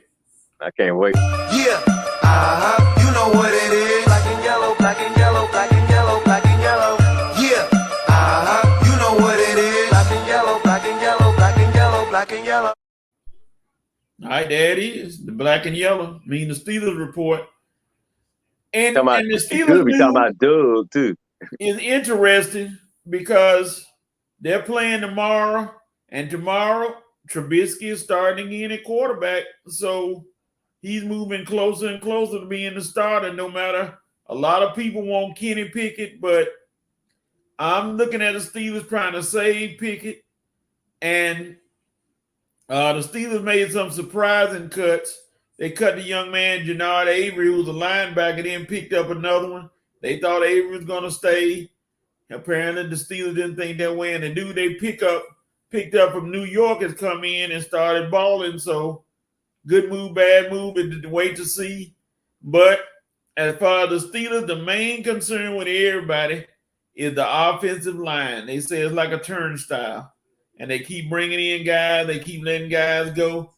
If that offensive line is no good, then Mike Tomlin is going to be a truth sayer in saying that he needs a mobile quarterback because he's going to spend a lot of time running back there in the backfield if that line can't block. And against Jacksonville, if they had to get a grade, I couldn't even give them an F. If there's anything lower, a G or H, that was terrible. And I don't watch preseason games, but the part I watched, it was awful. They were running for their lives, those quarterbacks. So the offensive line, they're going to have to find somebody or get the offensive line in shape or something. But it remains to be seen because you open up with the AFC champs, the Bengals, in the first game. And that's going to be your test right off the bat to see if your offensive line has gotten better or not, or getting better. Because if you don't, then thank you for starting out the season 0-1 because it's going to be trouble. And your quarterback is not going to have time to get it to those wideouts. And Najee Harris, he won't even get 50 yards in that offensive line plays like he did against Jacksonville. So, ladies and gentlemen, that is the Steelers report. Yeah, you know what it is. Black and yellow, black and yellow, black and yellow, black and yellow. Yeah, you know what it is. Black and yellow, black and yellow, black and yellow, black and yellow. All right, ladies and gentlemen, we're moving on. Now we go to the Falcons report, brought to you by Red. That red, white, and that black. That red, white, and that black. That red, white, and that black. My TV win the check, no stats. That red, white, and that black. With the Falcons on the map. That A1, that gameplay, so it ain't no looking back. All right, it is now time for the Falcons report. Oh boy, hey y'all, well you're right, Vince. Man, I love that music right there, man. Woo, black and yellow, then do the little Falcons. Yeah, back that time. Yeah, back that time. All right. I know, y'all. I know. I'm the only guy in Atlanta that ain't got no rhythm, y'all. I try, though. I still represent y'all. Okay, what's going on with my birds this week? Well, fellas, we kind of had a letdown this week, you know. Not from the starters. The starters and all the guys that look like they're going to make the team, they did all right. It's from them subs and scrubs, mostly on the defensive side, who just let us down last week. Now, before I get to the defense, I know Falcon fans, I know. What are we going to do with Jalen Mayfield? Good Lord. That dude is straight trash. Jalen Mayfield, what are we going to do about you, man? You the reason we probably lost the game because if you had showed up when Franks was on the field early on, we could have had more than 16 points. That offense was good enough to put up at least 25 or 30 points last week. But thanks to Jalen Mayfield and his crazy holding penalties, and number 71, you too, but Jalen Mayfield, you the one I'm looking at because you was messing up last year, okay? You've been messing up since you got to the Falcons. You a 3rd-round pick, and I swear you play like an undrafted free agent, man.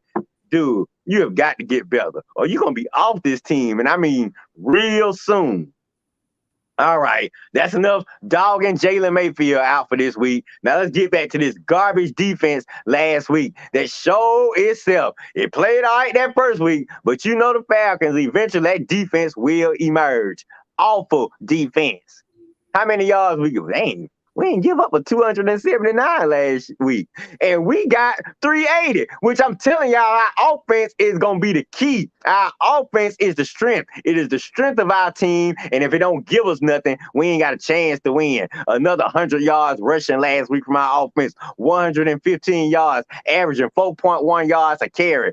The offense is the key to the Falcons' success. I keep telling y'all, our 2 quarterbacks played pretty good. Both of them had over 100+ QB rating. Ritter came in, went 10 for 13, 143.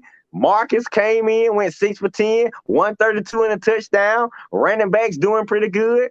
Frank, running backs did okay last week, but the first week they did a little bit better. The receivers, that Bernhardt guy, now he don't got some guys cut. We don't cut Geronimo Allison, Frank Darby, and another receiver lost their job last week because Birkenhart has been showing out. He scored the game-winning touchdown in week 1, had some more key catches last week. Good job, Birkenhart. You showing up making this team. Like I say, I really like what I see from my offense. My offense is doing what I expected them to do. If the Falcons do anything successful this year, it's going to start with the offense. Defense, well, I'm talking about the Falcons defense, so you already know.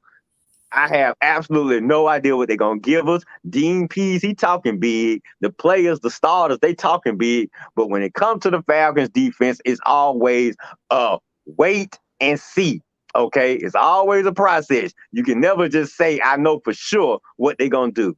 So, well, we got a game in about a couple of hours, about 3 o'clock. So we'll see.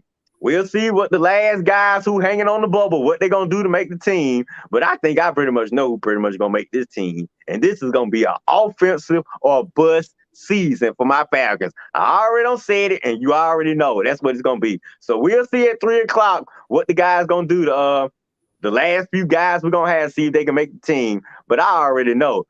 I ain't counting on my defense this year, okay? It is offense or bust. And I still think we can make some noise in the NFC South because the Saints, the Panthers, and the Buccaneers without Tom Brady all have question marks, okay? So the Falcons, we got just as big a chance as anybody else in the NFC. The NFC is wide open to me, okay? The AFC is juggernaut, but the NFC is wide open. So Falcon fans, this season is just beginning.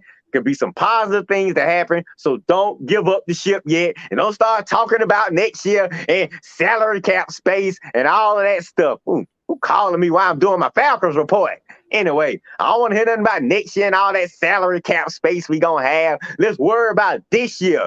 This year. Because like I said, when it comes to salary cap space, unless you spending money on the right guys and the right players at the right opportunity, that salary cap space don't mean nothing unless we spending the money in the right spaces. So let's focus on this year and see if we can do some good things this season. And coming into next season, we know we'll have money to spend. So that's all for the Falcon report this week.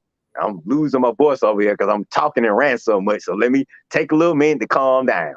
But that's it for this week for the Falcon report. And I can't wait to see the game day so I can have some positive things to say. That red, white, and that black. That red, white, and that black. That red, white, and that black. My team be winning shit, no stats. That red, white, and that black. With the Falcons on the map. That A1, that gameplay, so it ain't no looking back.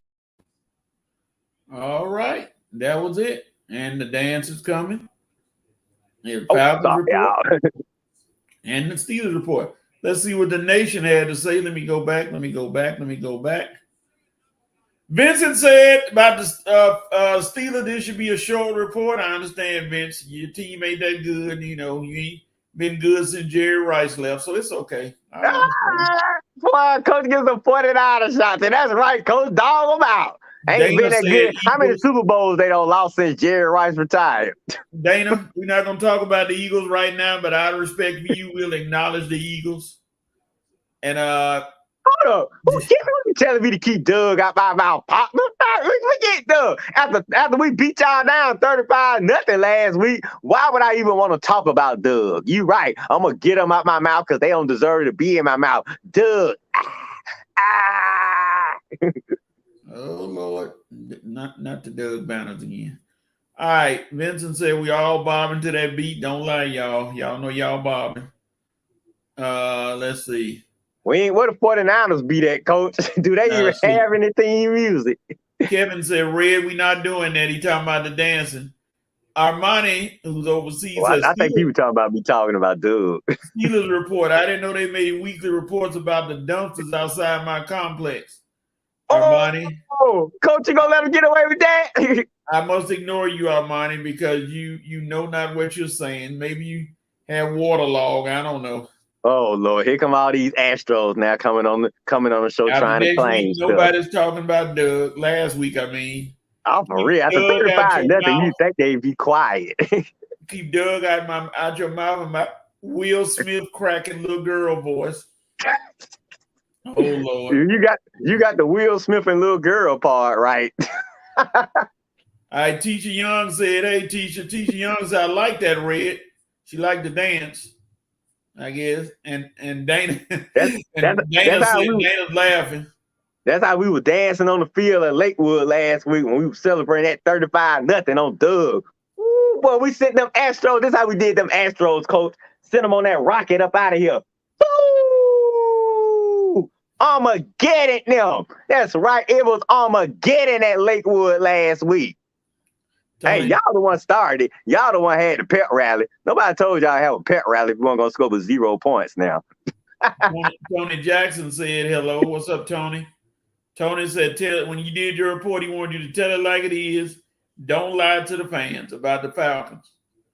You know I ain't lying to them. I got to keep it real. Our defense is nothing. If the Falcons do anything this year, it's going to be strictly on the offensive side of the ball. If the defense give us anything, get up, go to church Sunday morning, and say, thank you, Lord, because because it was a miracle. The defense gave us anything. Tim Sago said Matthews was like that when he first came. He got better. Hopefully Mayfield will see the light. Hopefully he will. And Tony said you need a defense to win a championship. Armani said they cut Darby. Oh, yeah, okay. Cut old Frank Darby, man. I know I liked him. He had personality, but I guess he wasn't making enough plays. Thomas said the defense doesn't get straight. Other teams will be passing the peas. Oh, he talking about Dean Pease. Oh, Lord, passing the peas. Oh, my goodness. I think Dean Pease, look, he's a great defensive coach. I just think he just passes his time, man. The man is in his 70s, and you trying to bring a new style attitude to a bunch of guys in their 20s and 30s. I just don't understand. I just don't see Dean Pease relating a lot to a bunch of young guys. And I mean, okay, I can see when you was with Belichick's team, the Patriots and the Ravens, but man, the Falcons, man, I just feel like we need a defensive coordinator that's a little new age or closer to these guys' age, like that guy that's the one that the linebackers coach for the Lions, Julian Shepard, somebody like that, you know.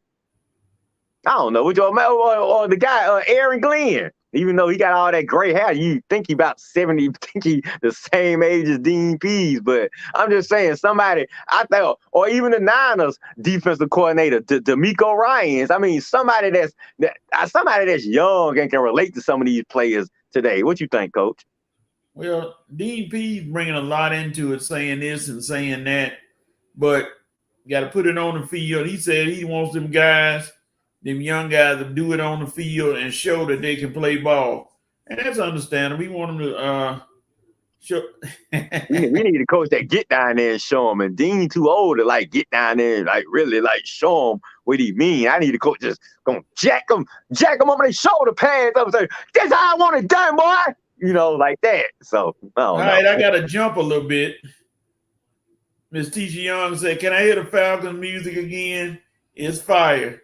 Falcons music. That red, white, and that black. That red, white, and that black. That red, white, and that black. My TV win the check, no stats. That red, white, and that black. With the Falcons on the map. That A1, that gameplay, so it ain't no looking back.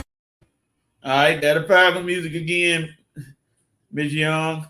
You heard it again. I don't know if I want Singletary, but somebody like him, not to be the head coach, Kevin, but just somebody, somebody, I want my defense coordinator, with some passion like that, because now I know he ain't going to accept no little punks out there, he ain't going to accept nothing less than excellence on that defensive side of the ball. Mike Singletary ain't taking no junk on defense. So yes, to answer your question, Kevin, yes, that might be that type of guy. That type of personality is exactly what we need on defense. If y'all expect the Falcons defense to do anything different than what you've been seeing the last 40 years. So yes, to your question, Kevin, yes. And Kevin also said the rivalry continues off air. I hate Mays. He hates Mays, Lord. There ain't no rivalry when you don't score no points in the game, Kevin. So remember that donut, 35-0. Now let's get back to Falcons, something that you can actually excel in. Talking about Doug football is just a waste of time. This is not 1997 and 98 when Jamal Lewis was running up and down on us, okay? Those years are long over with, okay? It's time for Mays High Raiders. And you're going to see when we beat Douglas County today. Did y'all beat Washington last night? You better be worried about Washington last night and stop talking about us. Timothy Sago said, black and gold forever red. All right, Timothy, way to go, son. I hope it was black and gold against Washington last night. Let's see. If I find out y'all lost to Washington last night, just know I'm going to be just don't come to my page because I definitely will be talking about it. Go to Score Atlanta right now. Let's see if Doug beat Washington last night. Don't worry. Somebody going to let me know. Oh, here we go. They beat Washington 17-6. Okay. Yeah, thankfully. I'm glad. Y'all can save face a little bit. Oh, my goodness. Timothy Sager also said Pease is nothing but a good talker, like our old defensive coordinator. Head coach, I mean. He talking about he could be talking about Quinn or Mike Smith, but I'll go with Quinn. Because Smith didn't talk that much. His philosophies was just crazy, but Quinn, he talking about Quinn that's doing all that talking. Okay. Talking about the brotherhood. You talking about the brotherhood, ain't you, Timothy? I know. The brotherhood. Oh Lord. Now we deal with the brotherhood, so okay. Dallas gonna know what that brotherhood about real soon. Thomas said Doug 350 certified. Just letting y'all know, he said. All right. Anything else? Let's see. Oh, yeah, I forgot one. Let's see. If there's anything else, don't see anybody. Wait a minute. Timothy said, yeah, Quinn with all his slogans. That's all he talked about. So yeah, he gonna drive Michael Parsons crazy at Dallas with those empty slogans that don't mean nothing. You're not a politician, Quinn. You're a football coach. Kill the slogans and just give me some information to make me a better player. Yeah, what's her name? Kelly can talk because her team won 50-6 last night, North Atlanta. I'm like, whoa, North Atlanta? 50 points? See, I know they playing a scrub. And if I hadn't known any better, I would have assumed they played Doug. But since I know Doug played Washington, yeah, I guess it wasn't them they beat up on. Uh-oh. Thomas said, on another note, is Ben Simmons getting his shot somewhere? What's that Lord mean? have mercy. What, is he on steroids or something? What? No, he's talking about shooting the ball. Ben Simmons. Oh, Lord. All right, we're going to go, Thomas. We're going to leave that alone. Wait, Durant and Kyrie on the team, he'd be lucky if he get any shots during the game. All right, let's go to you have the right. Whatever somebody has the right to do right now. And Red, you go first. Who has the right to do what they need to do? Who is it? Okay. Well, you see, I represent Braves. You have the right to keep the Cardinals right on their heels and to keep winning, baby. I mean, we hot right now. We are winning. 15 out of the last 17. I expect to make 16 out of the last 18 today. We are getting ready to defend this championship, man. I tell you, it's just a different feeling when you got a dominant Atlanta team. Now, Atlanta sports fans know when you have a team like my Braves, we're not used to this. We're not used to a team making smart moves in the front office, smart moves on the field, dominating everybody play. I got to take advantage of this, man, because I don't get this with the Falcons and the Hawks, okay? Only the Braves and the Bulldogs give us this feeling, and I got to eat it up. So, Braves, you got a right to keep eating them up. Eat up the Cardinals, and we're going to eat up the Rockies next week. But today, you eat up the Cardinals some more. Who pitching? Charlie Morton? That's right, baby. Let's bring it with another 10 strikeouts, and let's shut them Redbirds down. Braves, I love you, and I love what we're doing right now. So you have the right to keep winning. All right. FAMU. You have the right to actually show up today and try to avoid one of the worst beatings in NCAA history. Oh, it's today. They play tonight. Oh, I thought it was next week. Man, they ain't gonna have them boys eligible. Hopefully you can make it through this game without anybody getting hurt, and you can actually show up and show that you are gonna make up for losing players. Coach, you better give Miss Dana some love. Coach has the right to acknowledge my Eagles once the season begins. Dana, it's going to take a lot of work, but I will acknowledge them. When we do the NFL preview, Dana, I'm going to make sure you watch it because I'm going to give you some love on that show. Exactly. Make sure you watch the NFL preview, Miss Dana. Oh, you'll be pretty satisfied, I think, all the way around. Because I don't think nobody believing in them Cowgirls this year. Uh-oh. Thomas said, WNBA, you had a right to call it a day and fold. It ain't interesting and nobody's watching. That's right, Thomas. You got to know. You got to know when to fold them up, baby. Got to learn when to play. You got to learn when to play.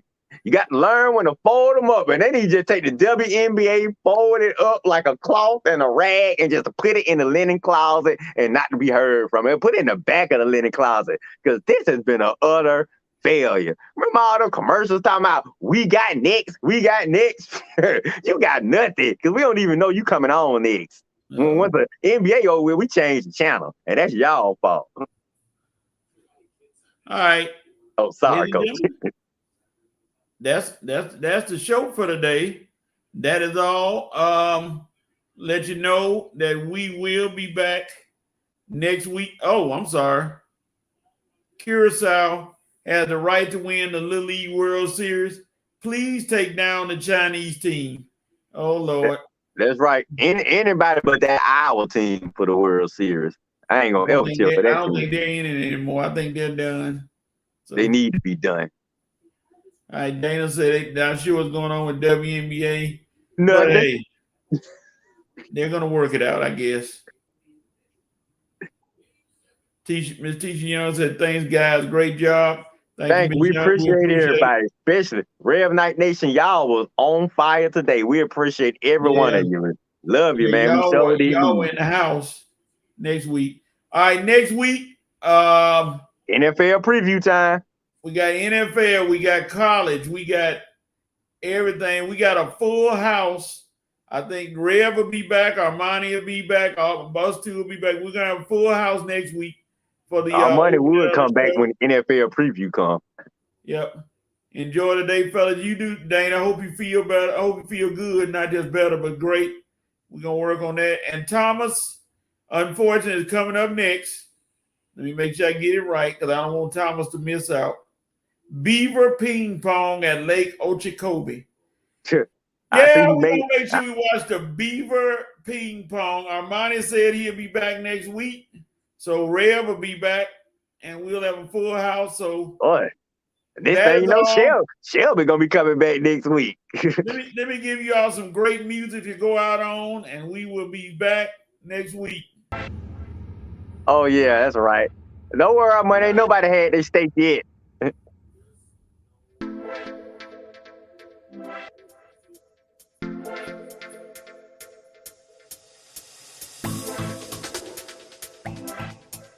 All right.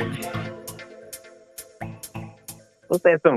I look like some techno music, Coach.